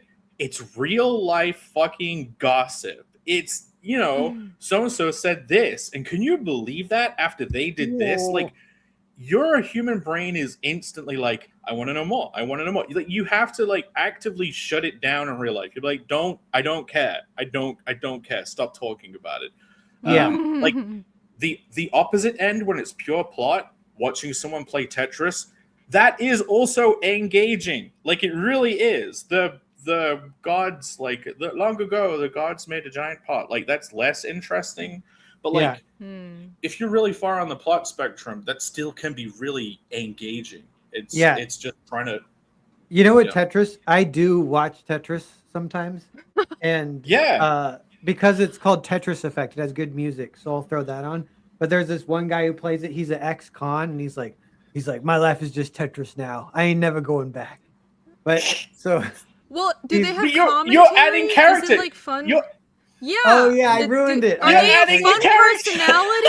Okay, the reason people watch each other play video games, half of the time, it's because the person playing a video game has a fun personality, right? Yeah. And their running commentary is funny. Yeah, but even with this though, the one thing that is funny too is like the way you play Tetris is you build up one like column, you try and leave it blank and wait for your 5 straight so that you can slam it and get like a super Tetris, you know? And so they'll build it up. The really good players will build up kind of close to this thing where the game's going to game over, but they have the one column and you're just waiting. You're looking up in the corner for what's the next Tetris that's going to appear, the block. and it's the straight one. And you're like, oh, here we go, baby, and he drops it. Boom, it goes. So yeah. Well, I can see how that's exciting. But it is. No, but it kind of proves that it is. Sure, and neither end of this is like now this imagine sucks, now imagine that on a comic page. Is it as exciting? well, I mean, whilst trying Yeah. to ponder this, lit RPGs have come up. That's what I wanted to raise at this juncture. So yeah, literal, not as in literature. Pear is the only person that's brought this up before, so I wanted to mine his brain. Is a lit RPG? Yeah, is a lit RPG like less character, and it's genuinely just guy goes into thing, sees 3 skeletons, he swings, he does 5 damage. Like what? You know what I'm talking about? No, probably not. Isn't What it one is called this? Dungeon Crawler Carl? Have you guys heard of this? What's a comic book? That's the one that's like best selling, and that was a lit RPG kind of thing where he's like Don leveling up. Neon. Yeah, isn't that thingy the dork writer? But he did. Yeah, he's the artist of Dungeon Crawler Carl. Lit RPG like a tabletop game, or is it like a thing you read? It's You a just book. reading It's through read a it. D&D module. And it's Sounds like like where, literature. yeah, it's like Lord of the Rings, except they have their levels and they level up as they go. And So you're reading it, you're not playing it. yeah, you just read it. Yes. It's, I mean, Oh. like they do manga that's like that, like manga, like what I forget what they're called, but like leveling up in a dungeon or something like that. It's like Oh yeah, they'll have a fantasy manga that you actually see the levels and stuff. So it's like, oh, obviously this is someone's D&D game. yeah, That and does that happen. people like that. That has its own audience. Sure. Like a big audience, kind of. People get into it. Yeah. That's what I'm saying. Like anywhere on the spectrum, people can do a good version and it would be really good. Like it's almost the trick is finding new combinations of the two rather than like, what has everyone else done that worked? It's like, what on this spectrum, these two confluence of elements has not been done. Yeah. Yeah. I think the key is the key, but it's different things work for different people, and you kind of have to figure out what combination works for your ability and your creative arsenal. Like I started out thinking plot mattered so much, and I had to learn that characters are, for me, is what would carry what I write, and I'm kind of better at that. Even though I put a lot of emphasis on the world building for what I'm creating for Fiendish, really I think people will keep reading because the characters matter, and it's the characters interfacing with the world building that I've created that makes everything interesting. It's not just the world building. It's never just the world building. Like even with something like the Silmarillion, it is interesting on its own, but I think it's as famous as it is because of Lord of the Rings. Because there's this There are story stories there are stories later on in the Silmarillion. It's like in the beginning part of it is well known for being tedious for many people, and as brilliant as it is, I had to make myself get through it because I knew later on you're going to get to Baron of Luthien and all the characters, and I was like waiting to take in all the history bits until I can get to the actual characters, and all of it is heightened by the Lord of the Rings being the result of this is what happens years and years after the events of the Silmarillion. So it's the characters that make the world building really matter, I think. Same with history.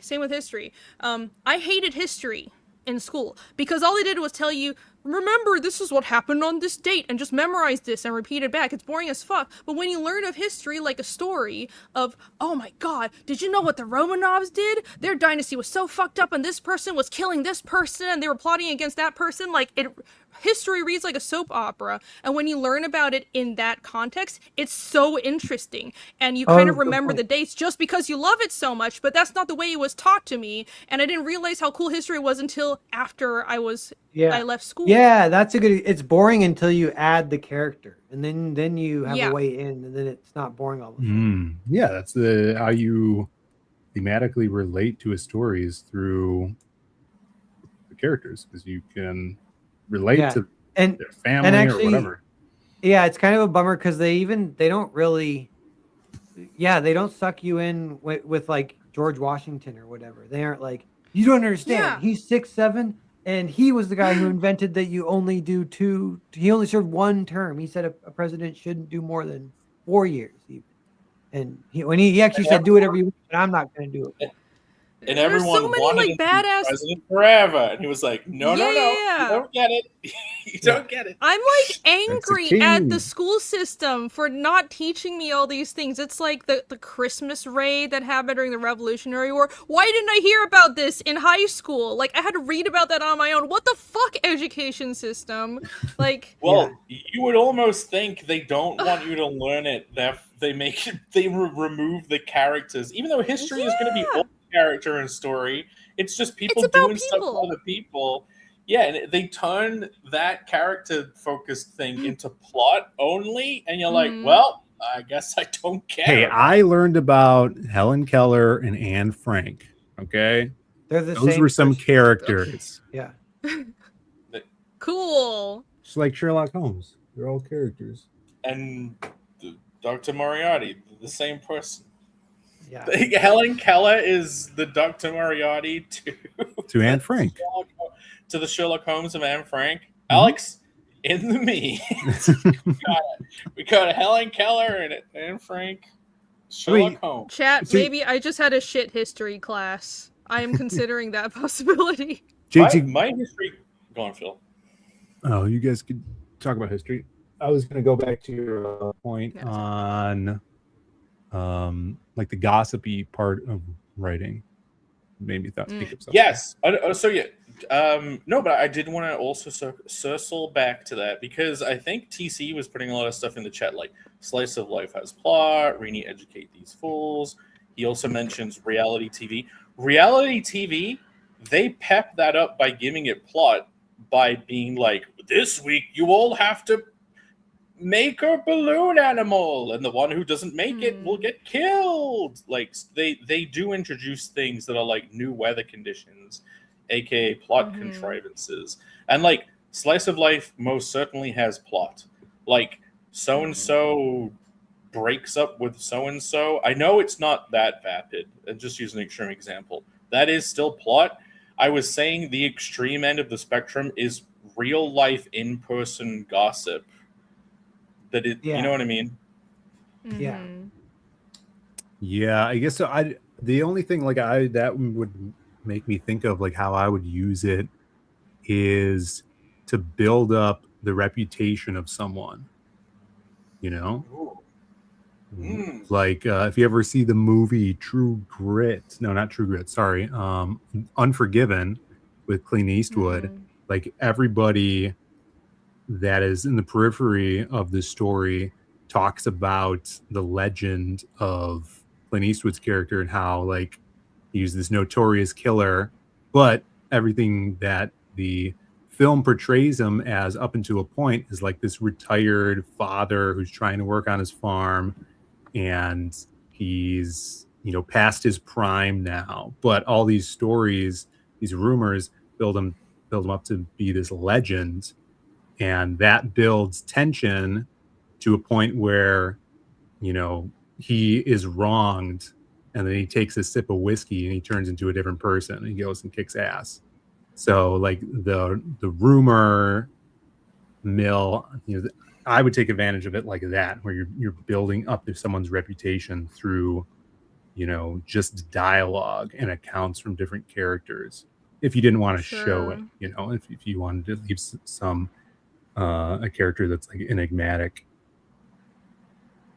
mysterious. Yeah, it can be overdone, but with skill it can definitely work. It's like if it's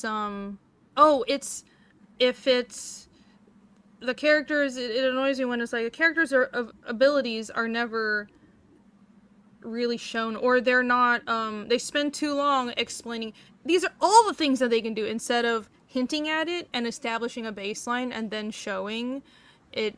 I think what works is a combination of tell to get you pepped up and then showing. But yeah, I like that use of gossip where it's almost a ramp up for a cool character intro.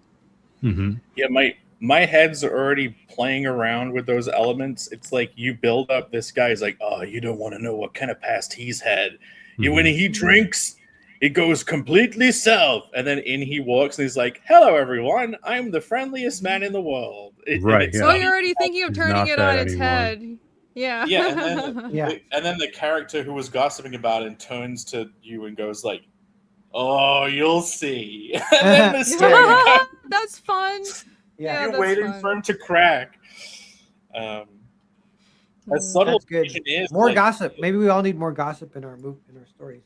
a little bit more. I mean, Yes. okay, character walks through the town and is like introducing you to the town or another character to the town. Like, oh, you'll be fine here, just find a job. And then you see other people like whispering and looking at him and giggling and running away or something in the background. And they're like, what's that about? He's like, oh, no, it's nothing. It's nothing. I'm very well respected around here. There's no rumors whatsoever. Yeah. No, the comedy part. I like how I immediately jumped to the comedy, but I- that would be fun. It's either building up the reader's everything is about managing the reader's expectations and interfacing with what they expect and what they know. And what the examples you gave are that too. Whether you're building up a character like Phil or you're doing flipping it on its head like what you said, Jake. That's fun. I should do that more. There you go. See, the best thing is where we can discuss this, and there's like mini takeaway blips. Like, so I've been trying to think, well, how do you use this to get out of problems? And it's so earlier storytelling stuff that I would come up with. It would be like the character and the plot would be like oil and water, basically. Like, I would make characters where I'm only thinking about their dynamics and how they hang out with each other. Oh, they've been friends for a long time, blah, blah, blah. And then the story would be like plot contrivances that are just imposed on them, and they just kind of act cool during it or something. Like, they were kind of separate.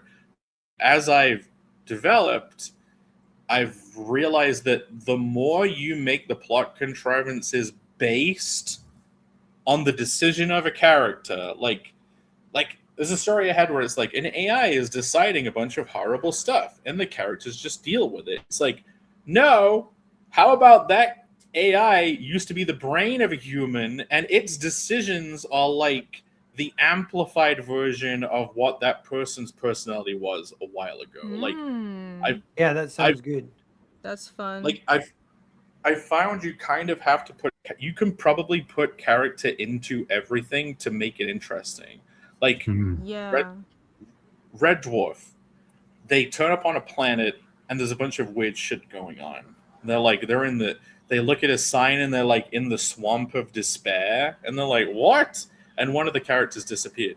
You later find out that they landed on a planet that instantly terraformed itself based on the mind of one of the characters. So now everything they encounter is just a personification of some kind of mental illness that the character has. So like everything becomes a joke on that character. Like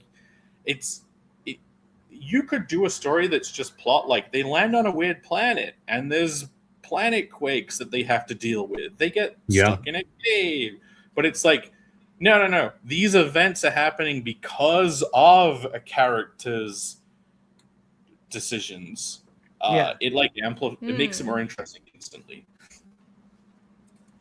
Yeah, I agree. Yeah, like the thing you mentioned. Oh, go ahead. What were you saying? No, that's all you. The thing Jake mentioned of a magic 8-ball coming down and just like giving people having things happen on Earth, but there is no, if the story is just jumping from people dealing with stuff, but you're never introduced to who these people are. You don't have a through line of one core character or one core group of characters. It's like every apocalypse story still focuses on one main character or a core group of characters. The Walking Dead is about the people deciding what to do in this apocalyptic world and what to do against zombies. It's not actually about the zombies. The zombies thing is not that mind-blowing. It was in the middle of a zombie craze where everything was zombies. We already knew how zombies worked, and what made it interesting was the characters. So I hate zombies. Oh yeah, of course you do. The magic, so to go back to the Magic 8-Ball thing, like that was like, what is the purest plot? It's a randomly generated thing that changes just the physical nature. Okay. Now try and you're like, oh, I've written this thing and I thought it was cool, a giant Magic 8-Ball, but it sucks. It fucking sucks. Now you're like, okay, how about we go to character for it? So you do a bunch of shit.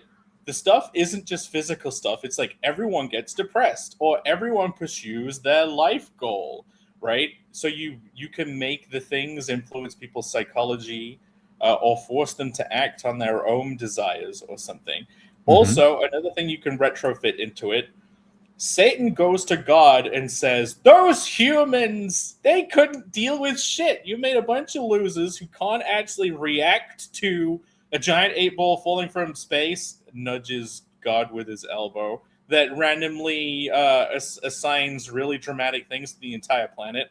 And then God is like, well, actually, idiot, I bet they would totally do well reacting to the giant Magic 8-Ball. I'm just going to put the Magic 8-Ball right now. And then during the story, all the characters, their arc is they're trying to figure out how to deal with it.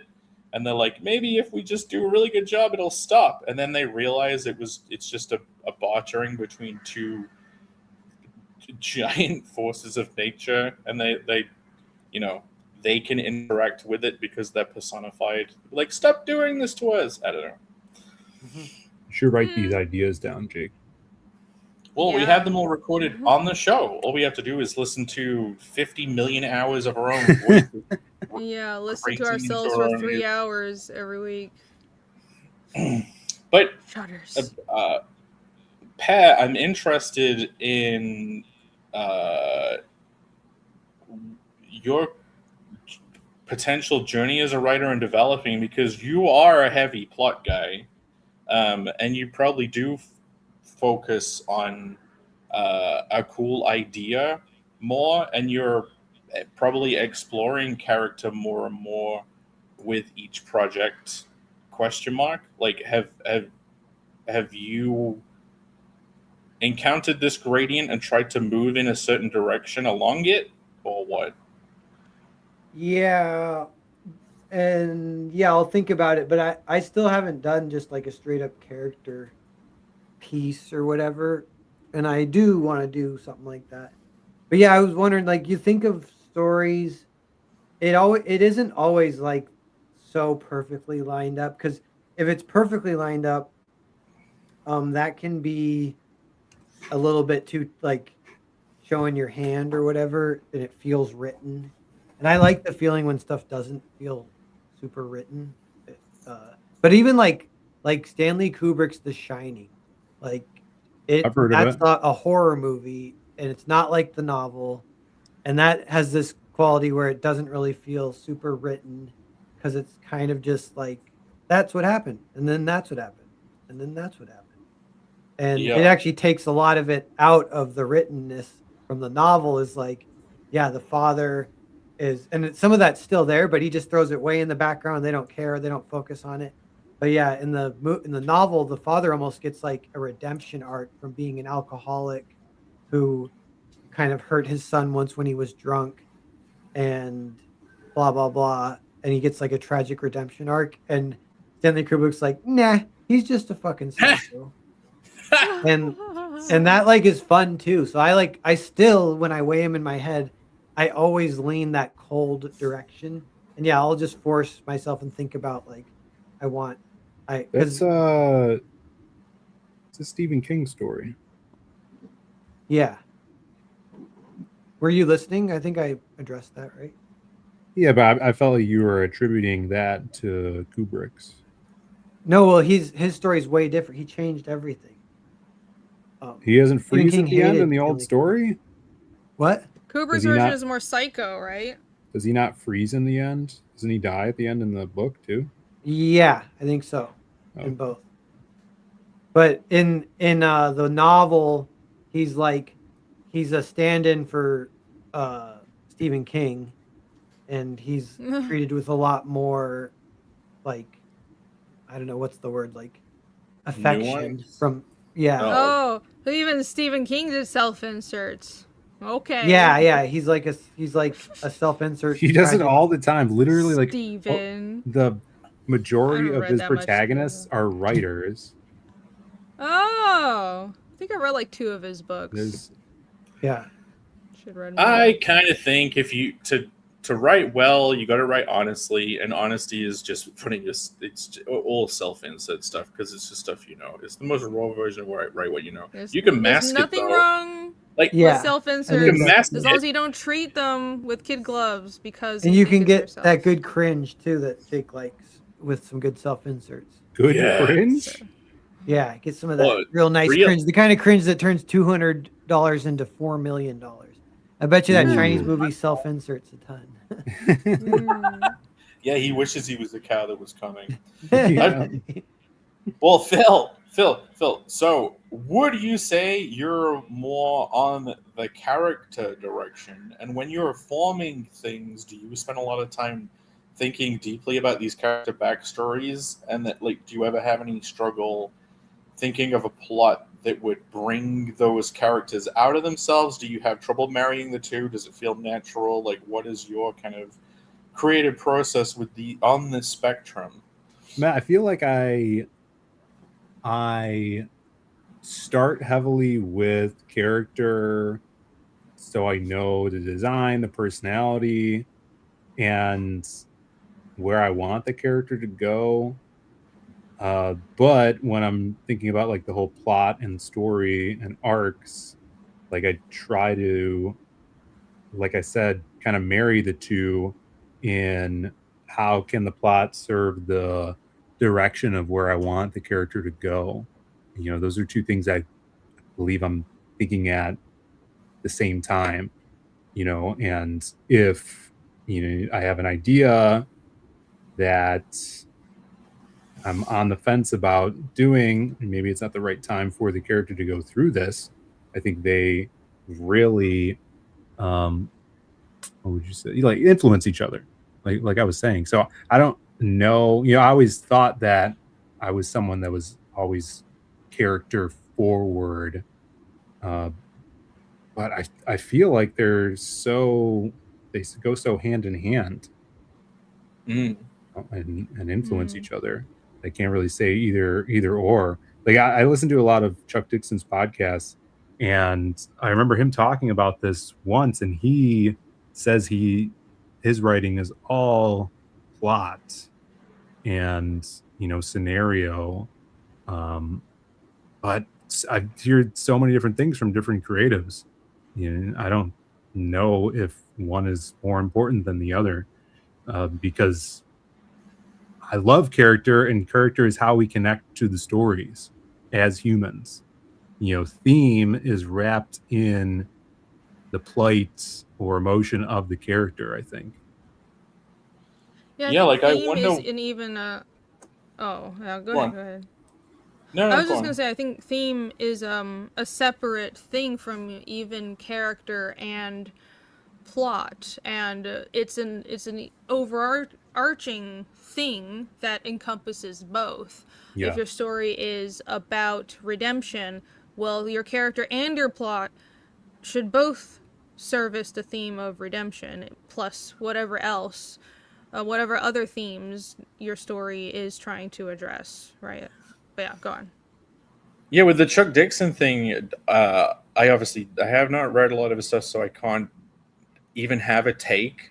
But just hearing the idea of someone saying that very plot first, like right.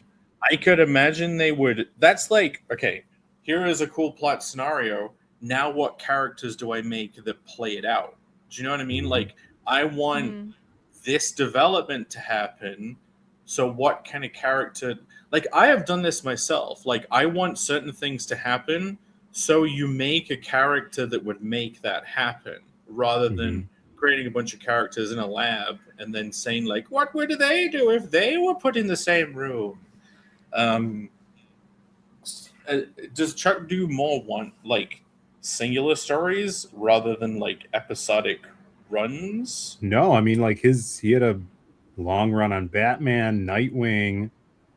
He's created characters for those, companies, and I'd have to go back and listen to what he was saying specifically. It's something that a lot of people ask about, but yeah, I remember him saying that his writing is all about plot, and he kind of was poo-pooing the idea of the kind of character aspect of things. I mean, I could be getting it wrong, but that's what I remember.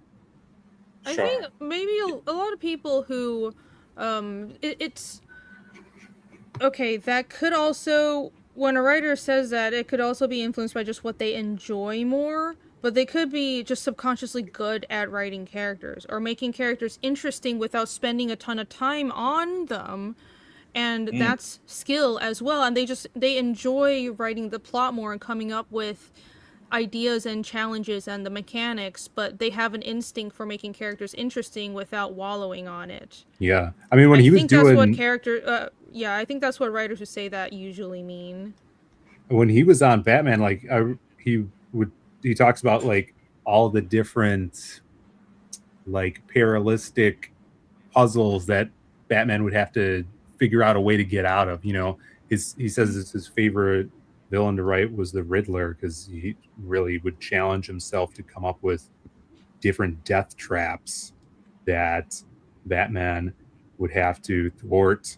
So like that, I could see that stuff is all scenario, all plot, and it's a monthly book. So, and especially the character like Batman, which doesn't really have, he's more of an elemental character, not a changing character. If you're on a monthly title, that's your like return to the status quo we talk about a lot. Yeah, I heard the Riddler is the hardest to write because it's hard to write a riddle every week. Yeah, I can imagine. And like to go to the death trap thing, like Sword came up as an example in my head of like, so is that plot someone plops down and just says, here is your new death trap? But even in that property, like every death trap is like, you criticized other people's hands, so now you're in a trap that will remove your hands. That kind of thing. What? Yeah, the traps challenge the characters. If it's just like, I had to make something up. I think the puzzles or the traps have to affect the characters in some way. And first of all, like I know you said Dixon has also created his own characters, but with writing a character like Batman, you do have the benefit of everyone already knows Batman's story, right, and you're playing off of that. And then when you're writing traps, whether it's for a new character or an established character, you're playing off of who they are. So because otherwise, if it's like, I don't know, if you throw in a person who you're just here to solve. Imagine a scenario where you throw in a person that's completely bland, they're just robotic, they have no personality, you don't know anything about their background, and they just solve a puzzle, and that's the movie or that's the comic. Like, that is not interesting. Yeah. Is it? Yeah. Yeah, do the plot contrivance says he... Go on, Pat. Well, there's other... I can think of, like, the Spectrum stuff. So this proves what Irene's saying, but there's sort of like exceptions, but it's like psychological. But there's a French movie called Les Samouraïs, starring Alain Delon, and he's an assassin in it. Okay. And I think, they follow him on a job, and you don't hear him say anything. It's like, conceivably would be boring, except you're watching someone assassinate someone, so it's not boring. And then they keep following, and you follow him back to his apartment. And he is a super minimalist, and he keeps a pet bird. And the pet bird is like the first, and just seeing his apartment and the pet bird, you're like, all right, what's this guy's deal? And that's when it starts to like get you kind of, but it's like so minimalist. It's only like they give you one little thing, and then you're like, well, I must know more. They give you little things, but they're supremely contrasting. If you have a character that's a killer and then you give them a pet, especially a very delicate pet like a bird, then you now have to think, well, where is this guy? Where's this guy's values? Because well, it's like Leon the Professional, right? He's always trimming little plants, like he's a plant. Yeah, I think Leon the Professional straight up is influenced borderline. I bet. Yeah, I mean the director's French. Yeah. Right. What's that guy's name? I must know. Yeah, the Samurai is a famous French director. It's Bresson. And then the Professional, he's also famous. I forget that guy's name. Yeah, he did The Fifth Element. But the character element, like, because those him having the bird, that's like full on interactivity level brain matrix that it initiates. Yeah, it's fun because it's kind of like intrigue, but you're not like, where did he get the bird? Who's that bird? Such a mysterious bird. You're just like, wait, it's a guy. Yeah. Got a little something going on. Yeah, what's his deal? I must see more. Yeah. Even in that anime I mentioned, the marriage toxin anime. So it starts out as it's established that the main character is a poison master, and he can like throw poison bombs and create chemical gas or inject people with things that make them see illusion, and that's how he fights. Right? That's cool. And he's involved he's involved in the Yakuza and the Japanese underground, and he comes from like this crime family of poison masters. But the hook is this cross-dresser that becomes his. He's No. I told you the story, Phil. Why are you acting shocked? Phil's interest just funny. skyrocketed. It's played for laughs. Tell me It's about absolutely hilarious. You were talking about last week, right? Yeah, well, a couple weeks ago. But yeah, it's this con man who becomes his matchmaker, and it's the comedy of that and all the situations that play off of that make it really interesting, because it's like, okay, I get it, he's a poison master, he's really cool, he can throw chemical bombs, and I wouldn't care past like episode 2 if not for this funny interaction with this other guy. But put a cross-dresser in there, instant interactivity matrix. Lesson of this episode, put cross-dressers in your stories. Yeah. That's like the bird and the cross-dresser are same thing. Same thing. Turns to the here's an assassin, but wait, there's a bird who cross-dresses. Yeah.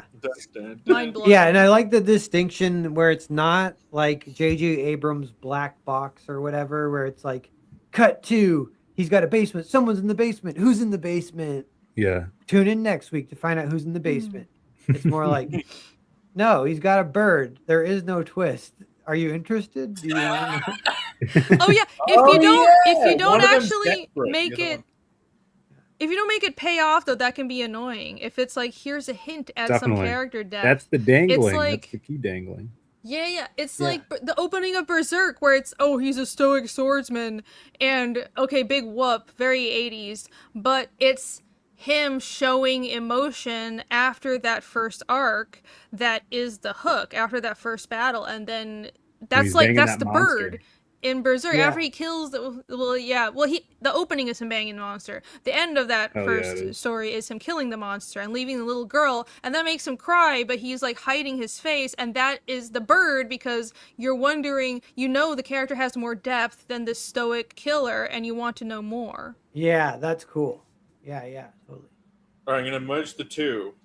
Killer, come home. Bird. There is bird. He go out, kill again. Come back. Bird gone. Cut to black. Find out next week. Yeah. Find out next week. Bird. Cut close up on Bird tying a bandana around his forehead. Bird and wearing panties. Put panties on your topper head and generate interest. There you go. That's what you have to do. Next week, listen, so that actually would work really well. Put it on their face. The bird. Yeah. I mean, funny enough, there is an anime called, what's the name? Shimoneta? Anime. Okay, when I explain the concept for a lot of anime, like Marriage Toxin, if it was done in America, it would be shit.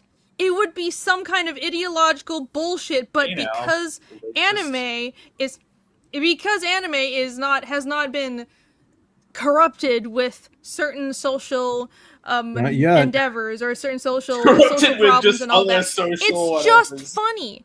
It's just, or like, it's social ideologies and all this bullshit. They're not trying to push anything. It's just played for laughs. It's really funny, and the characters are actually interesting. But yeah, there is an anime called Shimoneta where there is a character that just wears panties, and that's they're trying. I'm not gonna explain. Is she hot? Because she is hot. Oh, I will explain it. It's a dystopian world where people are forbidden from thinking dirty thoughts, and everything is very sanitized and clean, and people have these collars that stop them from thinking dirty thoughts. And the character that wears panties, it's a woman. She's like an underground rebel, and she's working to break society's stranglehold and against anything sexual. That sounds so hilarious. She goes around, and the panty is her disguise, and she goes around handing out flyers of porn. It's weird. No. That's what that sounds like the story Brandon and I were gonna do. It was gonna be a Judge Dredd parody called Judge Tushy, and they lived in that doesn't even rhyme.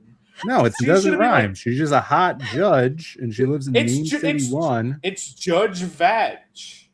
What? No. You gotta be so lewd. And then the law is it's a no horny law, so you can't be horny. Yeah, Phil, there is basically a whole anime. The world is like, you cannot look at porn, you cannot be horny, and then the whole thing is like terrorists are doing events that re-horny things by doing terroristic events that they're seen as terrorists, but all they're doing is like handing out flyers of lewd pictures. It's okay. It's funny for a bit. You would have thought I would have enjoyed it, but I thought it could have been funnier. They could have pushed it further. Everyone's to be honest. A critic. When people are like do a certain type of theme, they just don't really add much nuance to it, and I don't know. I like nuance in my horny. How about that? But anyway, second episode. Cut to second episode. Begins with ISIS video of Bird wearing a blindfold. What? ISIS? Like We're cutting back to the killer with the bird, and he disappeared. Oh, the bird. Is this a Taken situation where the bird is now a hostage, and now the killer is like, I will find you. I have a certain set of skills. I will find you. I'll get your bird back. It's like John Wick meets Taken. Second episode. Bird ISIS video. Okay. Engaging. Well, to go back to the Le Epic Topic, another way you could describe pure plot. Irene, you brought up the Silmarillion. You did have a long-running show all about world building. Could you say the most boring, non-characterized plot realm to explore would be just world building that had no historical characters that formed the world through arguments? ? How do you think world building can play into the plot character thing? Because I think you've mentioned before, like you slowly realize you had to do more character stuff, and you can get lost in world building, and it is kind of like pure plot that has less meaning because of it. Yeah. So, how do I? That's a lot. I think with Fiendish. So I started out with a general concept, but I honestly didn't focus on the characters for a really long time, probably way longer than I should have neglected the characters. It's like some people everyone as a writer starts from different points, right? And I started with, I had this general idea. A hunter it's a mystery story. A hunter is trying to discover the origins of these demons that are infesting the world. That was like the premise. But then after that, I was like, okay, that's enough. And then I started building all the different ethnicities and the languages and the magic system. I got really into that for like 3 fucking years. And all that is interesting, but I realized that it doesn't matter if it doesn't interface with the characters. And honestly, there was a lot of world building stuff that I threw out, or I just decided I had to let go of showing off the stuff that I had already built, because if it didn't matter for the story and if it didn't matter for the world, what was the point of it existing, right? So it was sort of this process of I've built there's a system for a lot of things. There's like a shamanic system, and we will see more of that. But there's a system for like the gods, and I have these backstories for the gods. It's actually on the website, but I don't really mention it in the story because that's not what the story is about. That would be something that goes in a side book or a world building book, and you kind of have to let go of your babies when you're writing a story in that sense. That doesn't just apply to letting bad things happen to your characters if it serves the plot or serves the story. It also applies to letting go of your cool ideas if it doesn't actually move the story forward, because your job isn't to show off how cool your ideas are. Your job is to entertain the audience. That's like the main thing that I realized.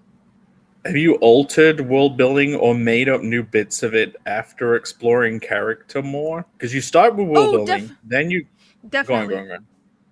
Yeah, definitely. So, I changed a lot, and it's like hard for me to say without there's some stuff I can't reveal, but the answer is yes.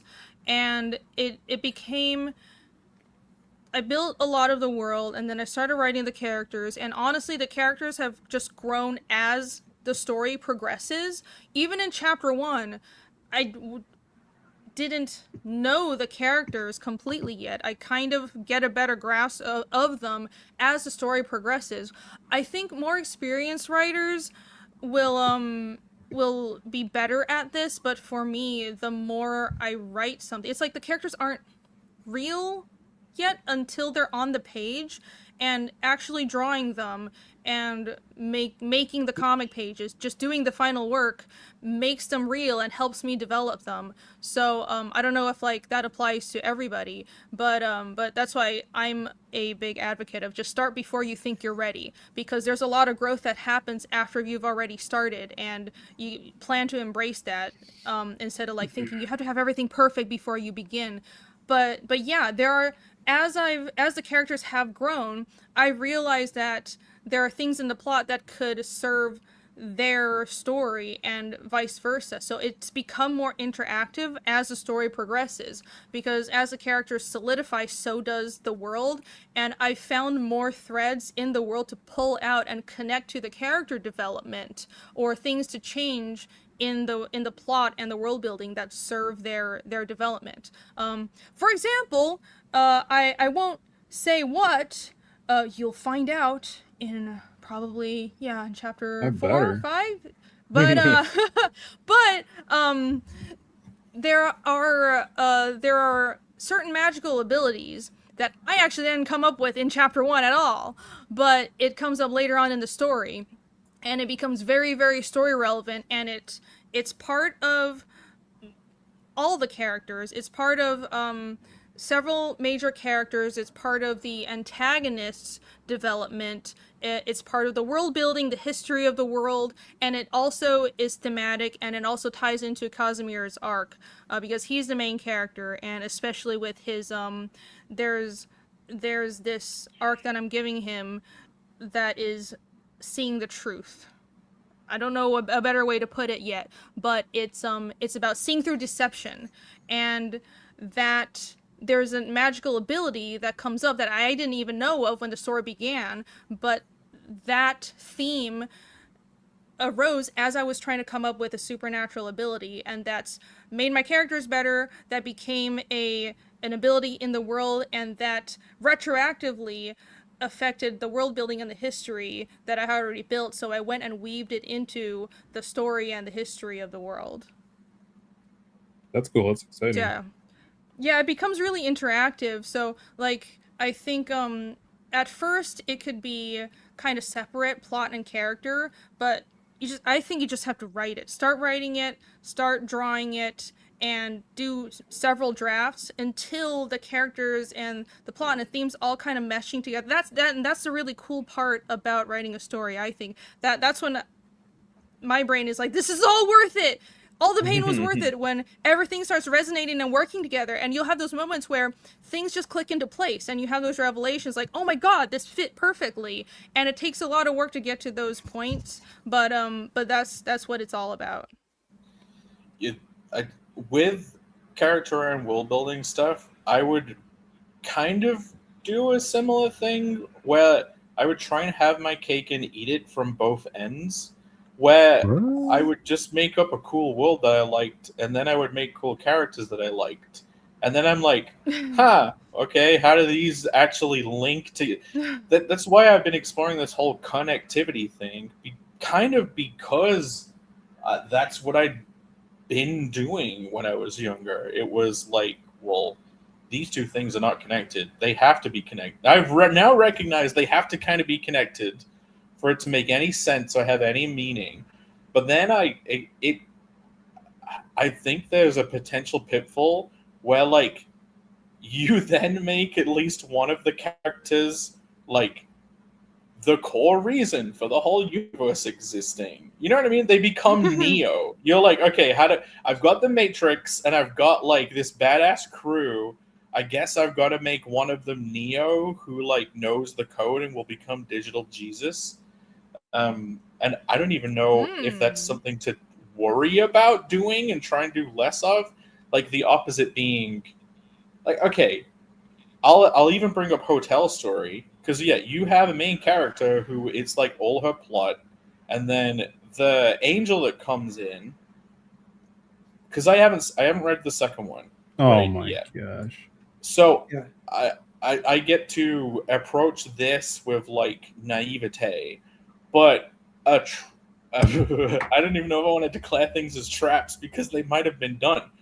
I mean, the angel that comes in, kind of like a PI, private investigator, like guy on a job, you could go down the route of he and the witch woman have like a long history that goes back forever, and like that is slowly dripped out across the story, and that would be basically putting your main characters at the heart of the universe. Like it's all Luke and Leia, the one family decides the whole universe, or it's just a job for him.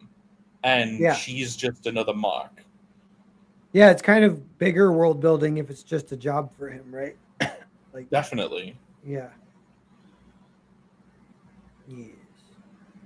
But yeah,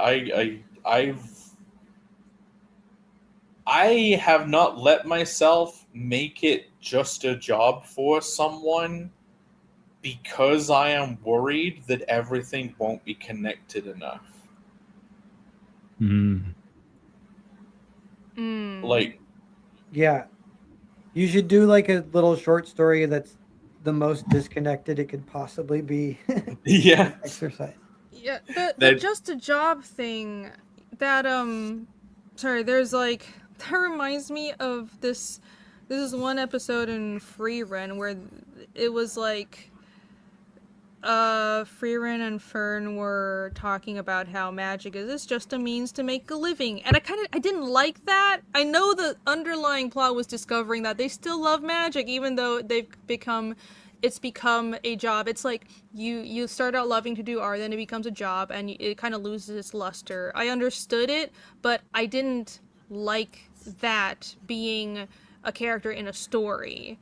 I do think that having a character doing something just because it's a job, they could say it's just a job, but there has to be an underlying reason they're there. Otherwise, why am I invested? You're just here to make money. If you use the Hotel Story thing as an example, like there hasn't been like 5 other stories involving the characters where they were at the core and it wasn't just a job. Say like to give the other guys some context with Frieren, literally every episode is we came here once, and this guy I used to like, who we didn't confess to, and he's dead now, and I keep remembering every time I go back through every town we visited. I remember how the thing we're doing now connects to the thing all the way in the past. Like that's. Oh yeah, season 2 is every episode's that, and it gets a little much. Sorry. So the characters kind of are always in. It's. I'm wondering how similar Percival will be just in that thread, because it is kind of like retreading the adventure backwards and remembering the backstory whilst engaging with an active story. Yeah, it has some of that for sure. But yeah, the one we've talked about, like formulas and stuff ish. The Percival formula is that he's kind of not the main character. Or like I feel like X-Files is kind of like that, where the main character will be, maybe it's like the monster of the week. It's like Johnny, he's got this curse and he's turning into a werewolf, and he accidentally killed his best friend, and then Mulder and Scully come in and kind of like catch him or whatever, help cure him or end the curse or whatever. But it's his story for that episode. He's like the main character. Oh yeah. That reminds me. I'm sorry, I'm bringing up like so much anime today. That reminds me of Mushishi. Mushishi is similar in that, not in the revisiting the past, which I think if you're going to do an entire series on revisiting the past a lot, the having a living protagonist or the warrior guy is still alive makes it much more actionable. So I'm looking forward to that aspect of Percival. But in Mushishi, it's basically a guy going around town to town solving people's problems with these invisible amoeba beings called Mushi. They're like forces of nature.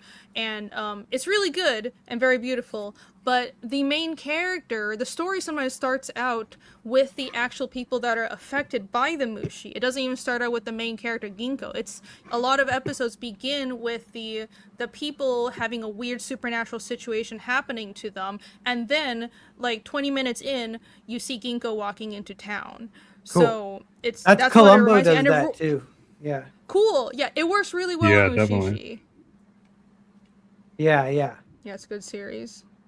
Yeah, like I think it's called a stinger, because I did a little research into like TV writing because I wanted Percival to be like TV. And the stinger is like the 2 minutes before they cut to commercial, and then they'll show like the opening credits song or whatever. The cold open. Yeah, where it was do do do do do do for X-Files or whatever. Yeah, so it's like a cold open. And yeah, it's a lot of times like Mulder and Scully are not in the cold open. It'll be the character dealing with their shit. Yes, I love that. I love doing that, and I always worry, like, am I waiting too long to introduce my character? It's like, no, it's fine. You really aren't. Mm-hmm. Yeah. Oh, well, okay. Then thinking plot contrivances, or the weather of the story can usually be imposed by the villain. Phil, with Man with No Strings, when you're thinking ahead to stories, I imagine you have an arc, but you probably don't have everything planned out. So if your stories mainly revolve more in the vein of Villain of the Week, like, are you thinking of the story you want to make and then a villain that would fit it in a way that contrasts with the main character? Not even Man with No Strings, with anything. Like, when you're thinking of your villains, does the villain come first as, I just want a cool character that's this, or do you have a story and you find a villain that fits it? Specifically for that series, I have like a pool of villains that I have already, envisioned and have concepts for. So I know that my main character is going to run into them. And so like right now, the path is he's interacting with these antagonists. And then how do I give it the Wild West vibe, like that episodic story of like maybe, you know, someone gets kidnapped and then my character has to intervene, or he's going through this town and everybody is undead, you know, and he has to figure out why, or and then once I have that, how do I inject the main theme of my protagonist in here, and how can he be different at the end of this altercation than he was before? I have the built-in aspect of him where he's turning less human after every interaction he has with an antagonist, kind of already lends to that, you know. After he gets into a fight, he's changed aesthetically. But do I push that farther in this issue, or do I hold off on that? And then also, you know, the thematics. How do you inject those overarching themes into this altercation? It's kind of the main things I'm thinking about. And how does the antagonist play off of those? You know, what perspective does he have on, you know, whatever, family or fatherhood?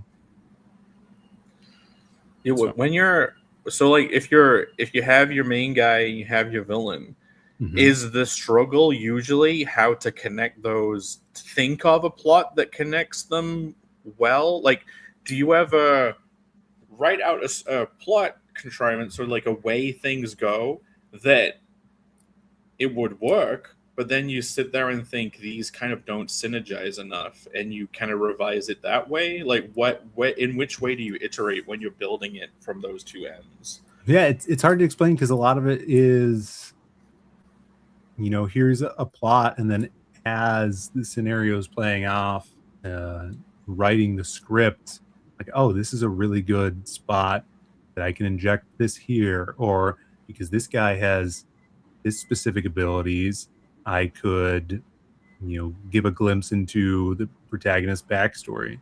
Like with issue 1, the gambler is also cursed, so he has the ability to cast illusions, and he uses that to cheat in poker. So during this poker game, he messes with my protagonist's mind and transports him back in time, and so he relives a horrific event from his life, so he could distract him, so he could win this poker game and get this clock, you know. So those things layered on top of each other inform the reader on, you know, key themes and pieces of the main character's life that I want to convey. Otherwise, it would just be a regular poker game. So, I mean, it's hard to, it's not like this grand tapestry that I see and moving chess pieces. A lot of it is working on it while doing it. Yeah, that makes sense. It falls into place through iteration. Yeah, and I think knowing your character as much as you can beforehand helps, and then also doing and implementing these techniques, you just learn even more about your story, your world, and your character while doing. Yeah, I mean, that's recently that has totally happened for me. Irene, I want to ask you about the characters of Fiendish and how those got developed from the world building kind of like backwards. I don't know if that's a good thing, but yeah, I'll just say a story. So like in Connell, you guys have read it. You know how you have Connell, you have Slugsy. Slugsy is kind of screwing over Connell, typically dynamic-wise, and Connell is just not seeing it, and he's just trying to be friendly. And so it's like character that he trusts is not trustable, but he trusts them almost unequivocally. I have been trying to integrate, figure out the third main character that I have. And in the past, he was always kind of like just a different version of Slugsy, because I just liked that dynamic so much. It's like, no, that's the dynamic. Connell trusts people who are taking advantage of him. And I don't know if you guys have done this before. I've been trying to think from more of a structure standpoint, like, no. You don't do the same thing twice. Let's think about what the opposite is. And now I have a character that's kind of seems untrustable, but is working in Connell's favor, but Connell doesn't trust him to almost a comedic degree. Yeah, that's fun. Yeah, that's a good contrast. And it's like Slugsy won't correct Connell because he's manipulating, and Connell's unequivocal distrust of this person that is actually helping him or like providing him with positive things, like that character experiencing Connell distrusting him makes him not out Slugsy. So it's like this kind of like three-way love triangle of manipulation. And yeah, that's great. That has been an interesting adventure. That happened this week. It's the same character where I was like, I wanted them to always be friends, and now I'm going to do the meeting for the first time. So I'm kind of loving this. Have a character who seems like a villain, but they're actually the opposite of a villain. But the main character sees them as a villain. Kind of like imagine you have an arch nemesis, but they're actually doing like all of the nice things for you, and you're like, I don't quite trust you. Yeah. So yeah. Yeah, that sounds like fun. Is that in the new one? It's that is already been hinted at. It's not in the first side quests. It will begin to be introduced in main chapter 2, and I think it will go fully overt in main chapter 3. But I am really excited about that now. Like Connell was a certain level of excitement, but like just having this other character and designing literally from like a structural perspective and just inverting things, it's so exciting. Like it's a new dynamic, it's a new expression of character.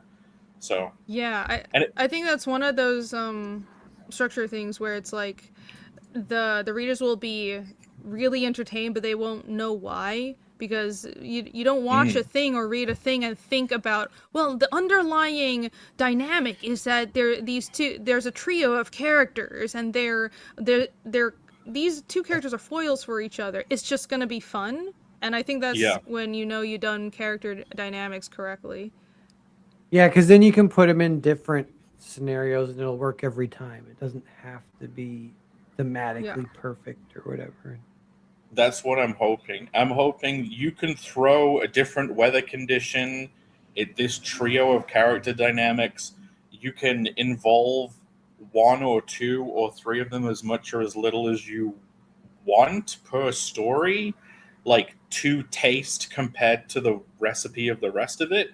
And like I'm looking forward to that as like the actual, what is it called when people have like a thing they do in all the time, like they go to, but in a story. You're a formula. Coffee there you shop. go. Oh. Formula. Yeah, coffee shop.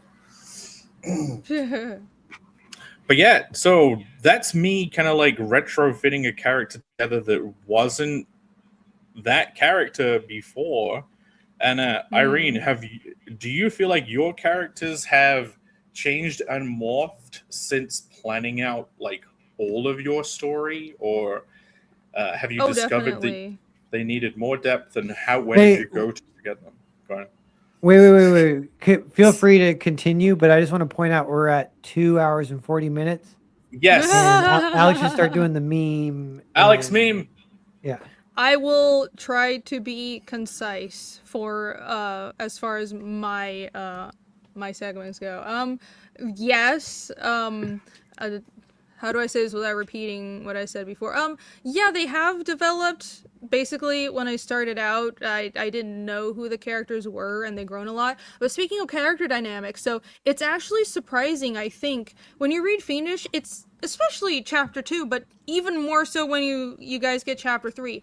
it's all character interaction, and things are being revealed in the plot about the demons, and I have a new villain being introduced, but like the entire thing pushing the story forward are the characters interacting with each other. And I've kind of realized that it's surprising that that's what Fiendish has become, because I started out being, this is going to be plot, it's just mystery. But yeah, that said, right now what has become the dynamic is I have Casimir, who's the main character, but then there's a core group of 4 characters that are all different aspects on the theme and the journey, and it's sort of main character and a nakama. It's like adventuring group, and there'll be more characters later on, but anyways, I won't get to that.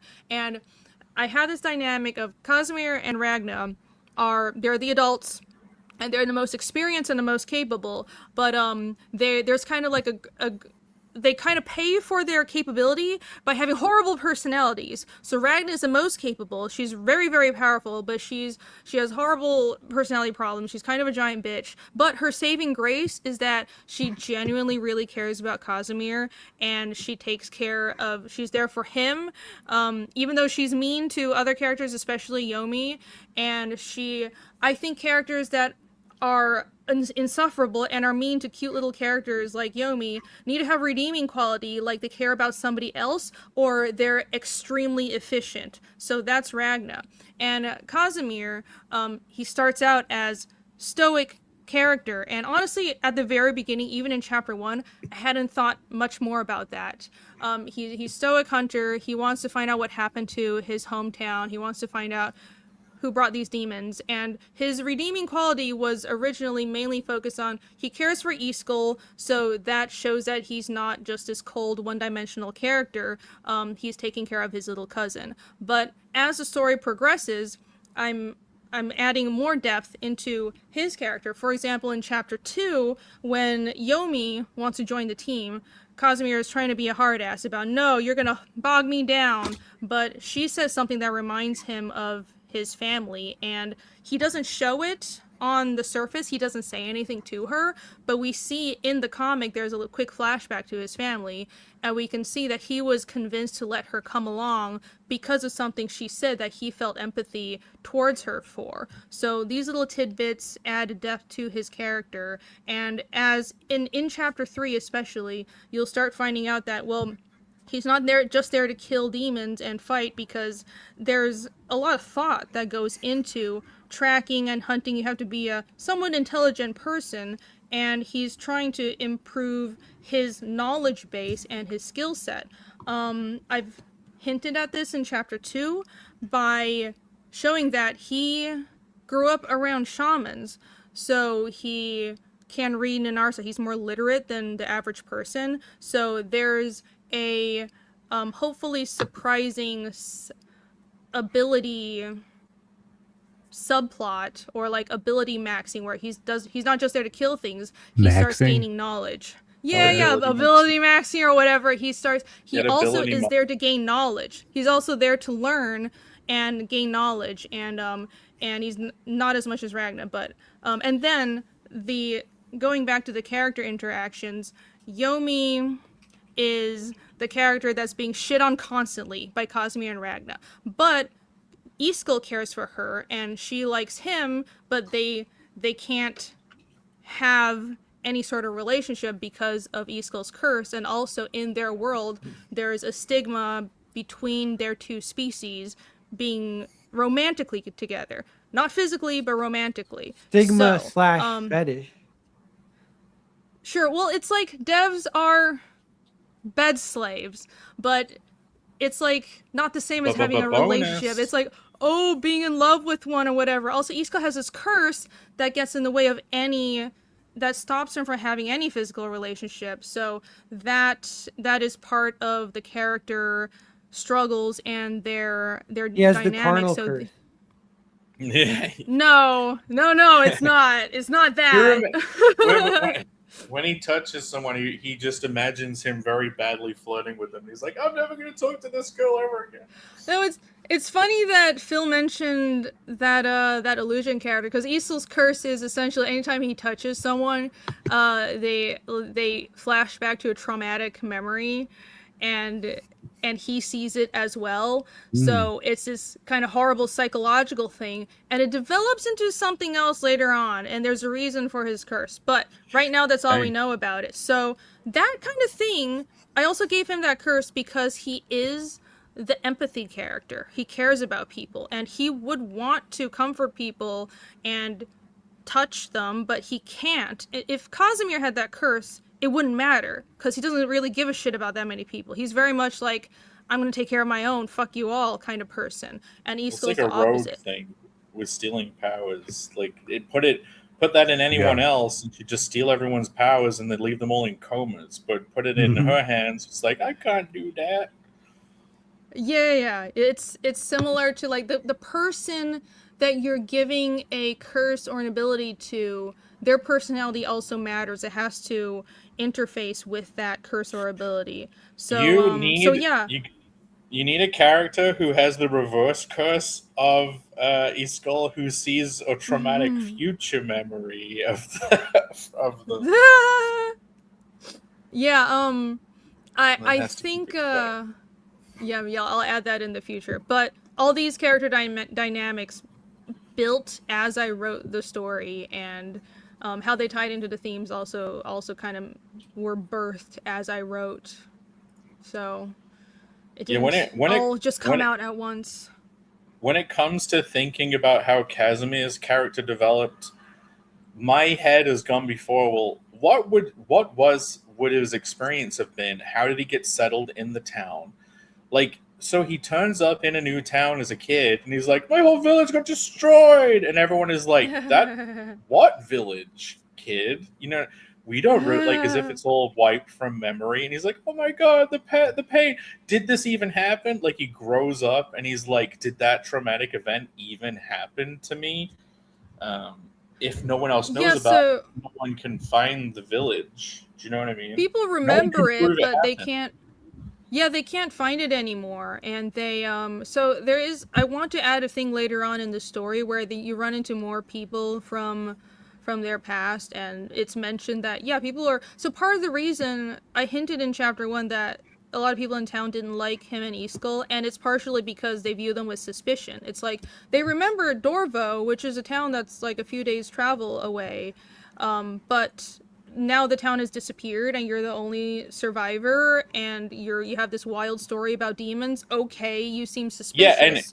And you pretend you're like the survivor, but you're like the one guy around here that can read. Like they just like you're not the only you guy, made the town disappear. You made the town disappear. Well, he learned to read because of the shamans, but there is definitely a level of, because you would read about that a lot in especially in medieval stories. It's like if you're the sole survivor of your town from a plague, like people kind of view you as a bad omen. So that's kind of what's happening with Casimir. There's I think what is a lot of fun is just not putting yourself in your character's shoes and asking questions. It's like, okay, why, if this character is on, I'll use Yomi as an example. In chapter 3, I was feeling like in chapter 2, we established that she has decided she isn't going to become a bed slave. She's going to become a runaway slave. She's going to run away with Casimir and Iskall and go hunt demons. But then I felt the need to clarify in chapter 3, because if you put yourself in the shoes of an actual young girl who doesn't have fighting experience, who's been part of a theater caravan slave her whole life, she's suddenly thrown into this situation where she's out in the wild with a bunch of people she barely knows, she would kind of question her decision, right? So she would be afraid of what's coming. She's facing demons. Her whole her master and everyone she knew just got killed. So she would question herself. And in chapter 3, she's tempted by an opportunity to live a comfortable life in servitude. And there is a segment of the story that's about her clarifying and doubting herself and affirming whether or not she wants to go through with this journey. And I feel like those things, putting yourself in your character's shoes and asking these questions about what would they really do in this situation against these other characters, makes a story feel more realistic. Yeah. Yeah, that sounds awesome. In drama, it's called hot seating. It's like you're trying to hot seat your own characters, and then think of a story that would challenge that, a story moment that would raise that question for them, and then see how they would react. Yeah, always challenge them. Think about what would challenge them and like hot seat your own characters. I like that. Put them in the hot seat. The Deep says, for the No, I didn't want to read that one. I wanted this one. He says, make all your characters horny. The story writes itself. You are maybe joking, but you are not wrong. God. It is the most easiest to relate to motivation, and it makes everyone act crazy for seemingly no reason, but you understand it. Alex has a meme. Alex, for $2, he says, thanks for another fun show. Thanks, chat. Yes, thank you, chat, for watching. Thank you to every viewer today. Yes, thank you. Meme up. I will go and get the meme, and I do plan on finishing this very soon after 3 hours. We got 10 minutes. I'll throw this one question out there that you can either choose to answer or just talk about your shit and tell people where to go to look at that stuff. He says, I picked up the wrong one again. Who says? For the panel, Michael Deitcher. For the panel, do you ever really enjoy killing one of your characters? My really quick answer is I killed a character in the first book that I kind of didn't want to, but the series of events made it better if they did die, because I wanted to explore them a bit more later. But I'm like, no, this is where the universe is taking us. I would worry that if a character know they're going to die, I wouldn't make them that great because I don't want to lose what I created. And then therefore also too protective of characters that have had too much work put into them. But yeah, I wouldn't enjoy it. I would probably painfully do it. I think if I was going to enjoy it, it would be like, here is a character that is a stand-in for someone I hate. Time to torture them and make them die now, which I think is a little bit played out. But yeah, I will now hunt for the meme, and you guys can answer that if you wish. I do kill a few characters that hopefully people will be rather attached to later on, and part of the creative process for Fiendish is me stealing myself to do that. And I think it's one of those things where it's like, logically, of course, I know it's going to happen. And like, it's very flippant in my head. Like, obvious, of course, this is what will happen. But you have to play everything up until that moment for the character has to, you're right, they can't know that they're going to die. And the story can't know that they're going to die. You have to portray everything as they're going to continue on being part of the narrative. But the thing is, they will. Their death has to resonate and echo throughout what all the other characters do. It has to continue on through the story, so it has to be worth it. And that's what I'm working towards. But yeah, I wouldn't say I enjoy it. Cause like I do like my characters. I think it's gonna suck when I have to do it, but what I enjoy is the twist and the payoff when people do see it happen. Yeah, I mean I haven't done it often, but I will, and it'll hopefully mean something. Some of the people are always like, with the new No String series, they're like, oh, the villains are so cool, you can't kill them off so quickly, and just bring them back. Yeah, this is comic books. Yeah, you don't want to do the Superman thing, but you just have they did that on the show Justified. The bad guy was super awesome in the pilot, and he died, but they just cut an issue. Or in episode 3 or 4, they're like, we should bring him back. So they cut to him in a hospital bed with like beep, beep, like he just didn't. He's back. That's funny. I think have faith in yourself to make new, cooler characters. So like, even if you're not ready to kill them, I think like I wasn't ready to kill a character. I killed them anyway, and now I'm like, well, time to make even better stuff. Yeah, that's something I've been learning to do as well. It's not just with like killing characters, but with ideas and trusting yourself to come up with newer ideas. I had a big problem with that. I would think, well, I came up with this thing, so I have to hold on to it. But I think I've made my writing better by not thinking that way, by putting aside the thing I've thought of or just using it and moving the story forward and trusting that I'll come up with something even better and build on what I already did. Yeah. Okay, I have meme material on deck. I had to pull them from like one browser to another individually as images, so I kind of might have messed up the order, but hey ho! There's a lot of things that I don't know what they mean, and now we will try and figure out what the heck they mean. Irene, I do like your building a character around their death, but like building them up knowing like build a character that is going to have value, but the point of giving them value is that they will die and that will be felt. I haven't really done that, and I've probably been a bit of a coward, but it's like I'm like, build a character, don't want to waste them by killing them, but the killing them is the valuable thing with some characters.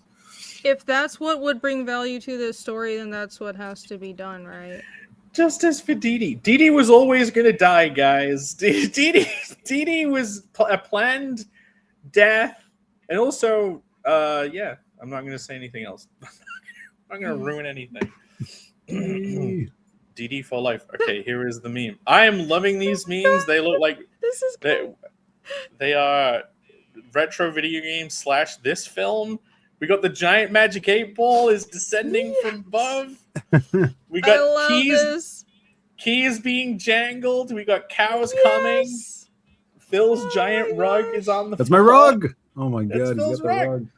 Napoleon's on the rug, swept Here's under my the rug. rug. Yes. Napoleon. This is awesome. You say, no, he's got a bird. There's no twist and there's no dangling. Are you interested? There's no twist. That's the dangling. That's the dangling. Are you interested? That's a dangling. I like all of us are low poly style. I really fucking love this. I really fucking. I could literally make these and make them posable. Yes. I could make one for one. This is great. I love it so much. That's awesome. That's awesome. Great. Yours is the first, I think, Irene, if you would like to read. Okay. I've been flying back and forth since I was 4. Why didn't I get a rug for free? I was all plot, plot, plot. Sci-fi isn't about plot. A warrior guy paired up with a chick that turns into a sword. By the way, I found out what that was called. It's called Elemental Gerard. Anyways, Alex didn't write that. No, that was expository. Yeah, he's involved in the Yakuza. This crossdresser becomes his matchmaker. There's nothing wrong with self-inserts. Do American sirens not sound like that? If guys could self-insert, that they would. I'm just saying that. Would they? All guys, the spine does not have enough vertebrae. Everyone's tried it. You could get one removed. Everyone. Too much vertebrae. Okay, Phil, it's your go. I thought you said clean anus. You're speaking like my Indian character, Gal Gadot. You guys want to see this rug? Oh, yeah. I was sent a video of that cow thing.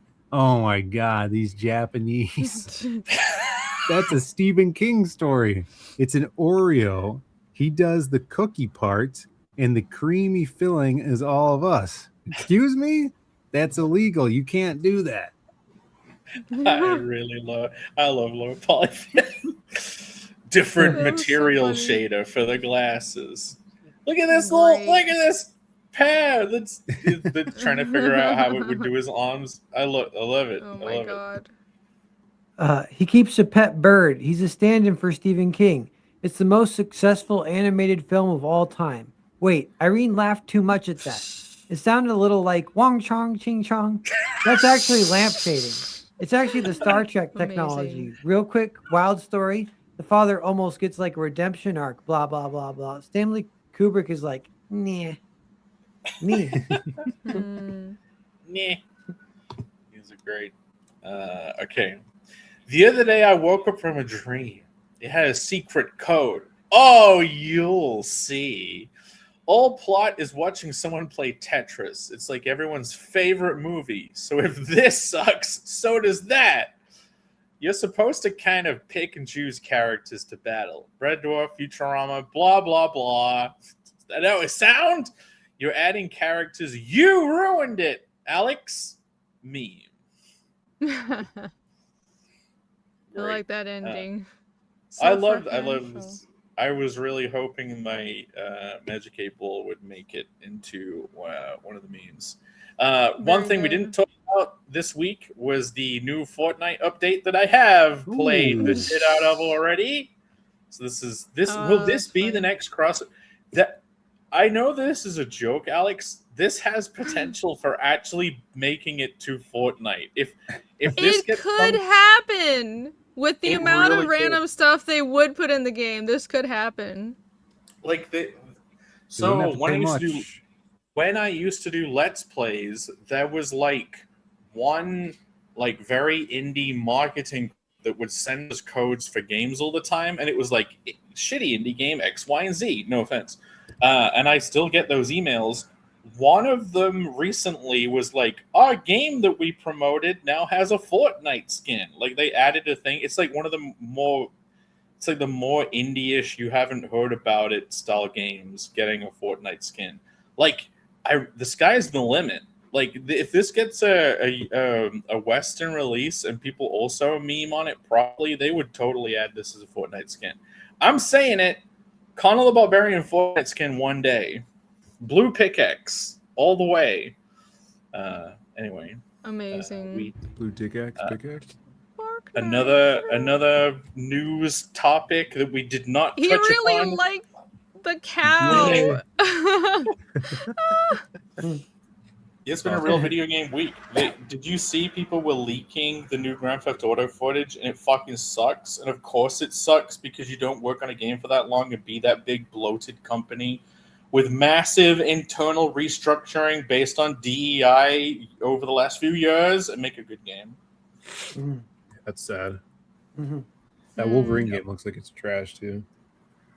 Mm-hmm. Womp Womp Huh? womp. Is this from Balcounty? You just gotta raise your that hand about 8 inches higher, a little above your head, and throw those Romans up, brother. to properly end your career. You didn't put the hand high enough, Pat. It should be up here. Oh yeah, This has that's so from much a real aura to it. pose. I was T-posing and I turned to the side. That's Well, what it's Elon Now Musk we know there's another said. thing not to do on the internet. Do not T-pose from the side. That's with a what low Elon camera said angle. too. Elon said he was T-posing from the side, a low camera angle. Great. Look, It's in my room. Get out of my room. We are in Phil's room, and Para's getting enjoyment out of playing What's someone happening? else playing Tetris, but it's He's watching someone else play. He's like, Right. I love watching Tetris, but I hate that I have to watch him play Tetris, and that's the character tension going. There's already a story. Tetris is my favorite character. Phil, your room has my accoutrements, my wall accoutrements on it. It's just a merger of our rooms. I moved you in. It's the only place I Chaos. want to be.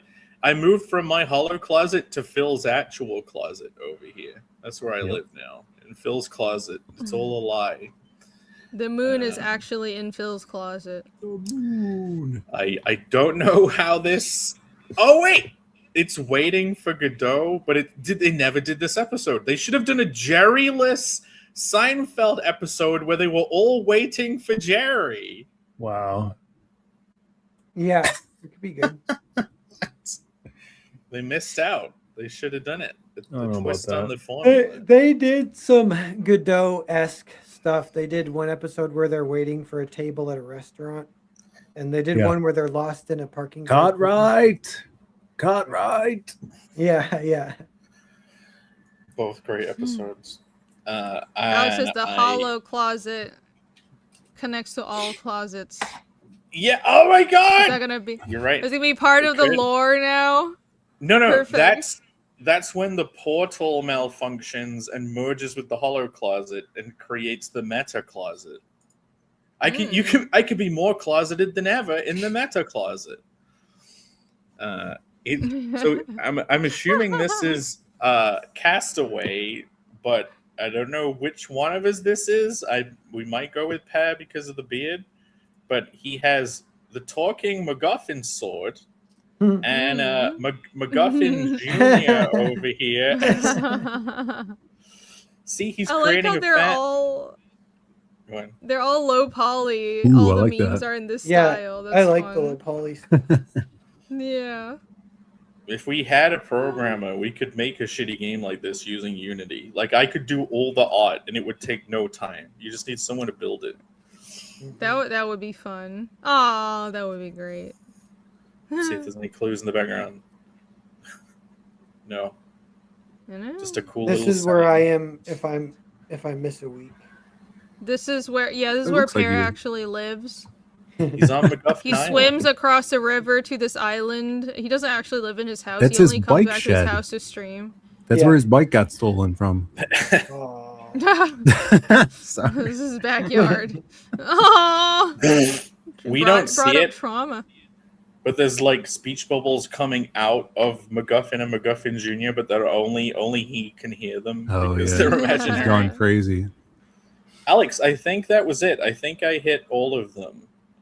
I don't think I missed any, but let me know if I missed any. Stupid. yeah, What was the trees. poll at? For did we do Great. a poll? Yes, Oh, yeah, the poll. Oh yeah. we almost forgot about it and talked about it after the show, just as I predicted. But we didn't do it. I had a window open that had the thing in. That's not it. There it is. I am now ending the poll. The poll was Pear trying to test the waters for who would prefer the digital print it yourself, assemble it yourself tier free shipping because it's digital compared to the printed book tier. How do you end polls now? Oh, end poll. Right. Paul. So the results are in. Like, I guess this isn't a battle for which of the two you would do because you could do both. It's Pear was concerned that everyone would just go for the $3 one, and he'd basically make $0. Well, actually, point. what I Go on. think is maybe no one will go for it, so don't even offer it. Is also. Well, I mean, this is probably as good a result as you would want, though, because it seems to both validate the point of doing it, but then also not worrying too many people will do it. At 73%, people voted no, aka they want a real Boku, and 27, pretty much 30%. So like a third of all people would say sign me up. So there's still a big chunk of people who would go for the digital. Okay. It's not even technically digital, like it's a physical book. You just get the print file. I send it to you. Yes. Sorry for reframing it as digital. Because there is another digital. Yeah, it's a DIY. Yeah. Yeah, DIY tier. The D stands for digital. Yeah, I put No. do you want $3 DIY? Do you want $3 DIY tier? And yeah, 73% no, and 27% yes, sign me up. So, I mean, that's a good chunk of people who want it. So it's like, yeah, do with that as you will. Yeah. Cool. Thank you. Okay. Bye, everyone. You do now. Okay, well, bye, Pat. Do you want to shout it? Panopticon. The whole point of the poll was the upcoming campaign, Panopticon. Do you want to talk about it again? Just sign up for it. I ain't saying shit. Sign Well, up for it. what's it about? It's about some boys going Oh on a my- mission. Some Boys boys are on a going on a boat. You ever mission? heard about boys on a boat? You know what No, I happens out know. there? I've heard I'm on a boat. Yeah. Womp womp. I'm on a boat. There actually aren't any boats in it. Oh, what the hell? Is this are all the characters anime-ish character furry things too? I'm seeing a lot of furry characters. Anthropomorphic. Yeah, okay, yeah. Anthro. That's not furry. Anthro is not furry. I agree. Yeah. Right. Oh. Okay. Phil, do you have a wrap up? Yeah, fulfillment starting tomorrow, guys. Packages are going out, and we're going to continue. I think I could have everything packed this weekend. I do have to print the wanted posters, but production is a go on everything else. So just stay up to date. Mailing list stuff. We'll hopefully be launching another book within the next couple months, and it'll be big books, big news. Thanks for watching and supporting always. And for those of you that believe in me, I appreciate it. What about those who want to believe in you but don't yet believe? Well, I'd say pray a little bit, you know. Is Eight Brothers show tomorrow? It is, yeah. Diaz Boys, we're back, and awesome. Your favorite. It's your favorite kind of show. We got a guest. No, I mean, yeah. All right. Well, I'll enjoy the first half of the show. Everything's going great. If you haven't backed Connell yet, go check it out. It's on Kickstarter. I am very excited about it, even though the drawing is going slower because I'm kind of putting more into it. And in fact, this whole character, I was halfway through drawing a page this week whilst I was thinking about this third future main character. And I took a side road and started doing a bunch of design work for that character, on this page that I've now had to save out. And RJ Marin in the chat, glad you're here. He says, "Hey Jake, I'm still waiting on my books to ship. Any updates?" I've done everything I can. I'm waiting on the shipping code. There's another package. I'm waiting for that tracking code too. But one of them has been sent out. I'm begging that yours gets sent out soon. But yeah, the Critical Blast has all the information. It should be soon. I'm so sorry it's taken so long, but thanks for checking in. It's 2 packages at the end have ended up being really dragged out, and it's a shame. It happens. Did you have a package get lost as well? That always sucks. A big one went to England, and it took forever and got lost, and now we've only just sent out a replacement one because we were just waiting to see what happened with finding the lost one, and so that's been sent out. But yeah, that was a big international package. But it's, I don't know, I just wish we could have sent out a second package sooner to get him his stuff. Oh. But yeah, fingers crossed, RJ Bryan. Soon I will let you. As soon as there is a tracking code, I will actually send it to you. You will get an email, but I'll also try and message it to you. Irene, your final wrap up. Yes. So my final wrap up is I posted an update on the Incurvate campaign. You guys might have seen that, but if you haven't, you can go read it, as well as an update on the Fiendish campaigns, updating everyone on just new art, and of course the fact that I've moved to Taiwan, so things have been pushed back, but I have a schedule. I'm getting pages done, so I'm keeping everyone updated on that. Incurvate is shipping. You can see here, this is Phil's photo. I actually have mine. Awesome. Yes. Oh, awesome. So people are getting, I've seen pictures of only hardcovers. I need to double check on the batch that RJ sent out. He sent out a huge batch of books, but that might have been hardcovers only, but because the soft covers, it might be taking him more time because he has to put dust jackets on them, but I have to check in with him. But we have everything that is needed for the campaign. The regrowth books, someone asked if the regrowth art books, my old regrowth art books, will ship with these Incurvate books, yes, RJ has copies of those. Both hardcover and softcover editions of Incurvate are printed. The dust jackets, the stickers, anything else to do with the campaigns, the prints, RJ has all of it. So we're working through fulfillment. People are getting their books. And if you haven't gotten your books, give it, I'd say, another 2-3 weeks. Because I think RJ has other campaigns that he's working on at the same time, but I've given him a go-ahead. I told him, just bill me. Just ship everything and send me the bill and I'll pay it. Just get everything out so people can have their books.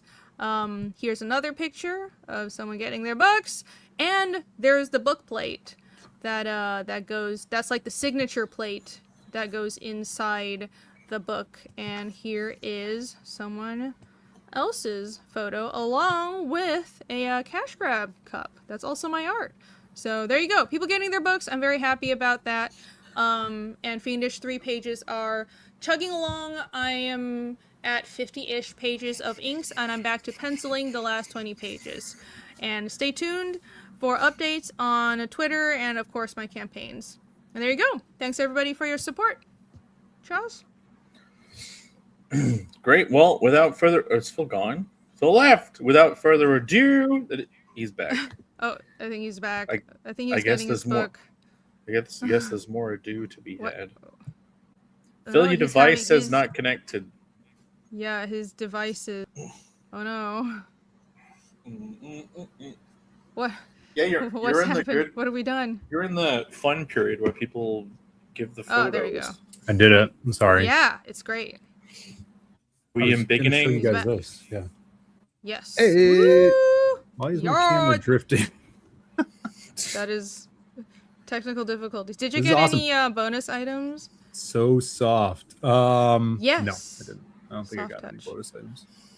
Well, that's But fine. it's so Just the soft. book is important. It's part. got the inside plate thing. Look at that. Awesome. Beautiful. Yeah, that's where the signed book plate goes. It's in that heart. And it's a sticker. It's not just like a flyer thing. You can stick it into the book. I think this is the look, I first have time a- I've felt a soft touch on a hardcover, and it's awesome. I mean, I love It's great. using that. Yeah, it's really good quality. Yeah. Beautiful Yeah, I colors. love how it turned out. I recommend it. Thank you. Thank you. Cheers. Thank you for getting the book. Of course. And yeah.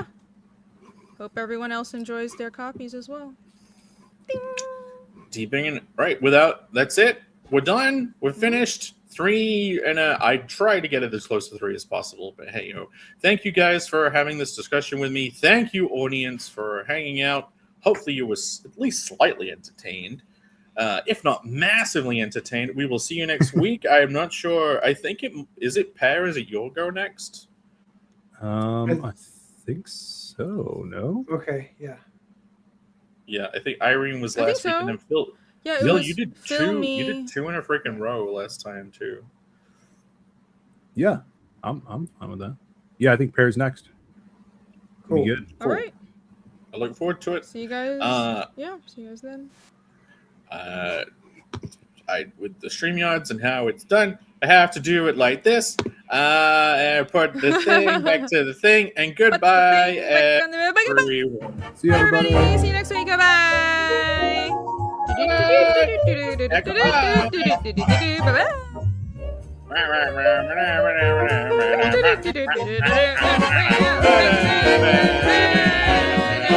The quiet part where you can't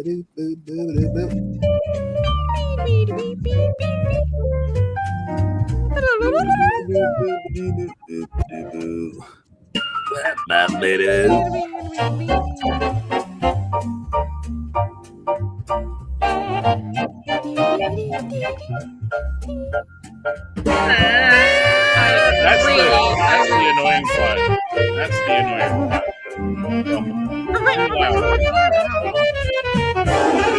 Jarring.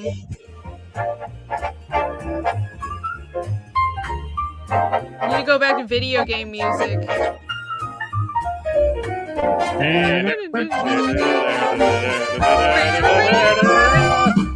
Goodbye. See you next week.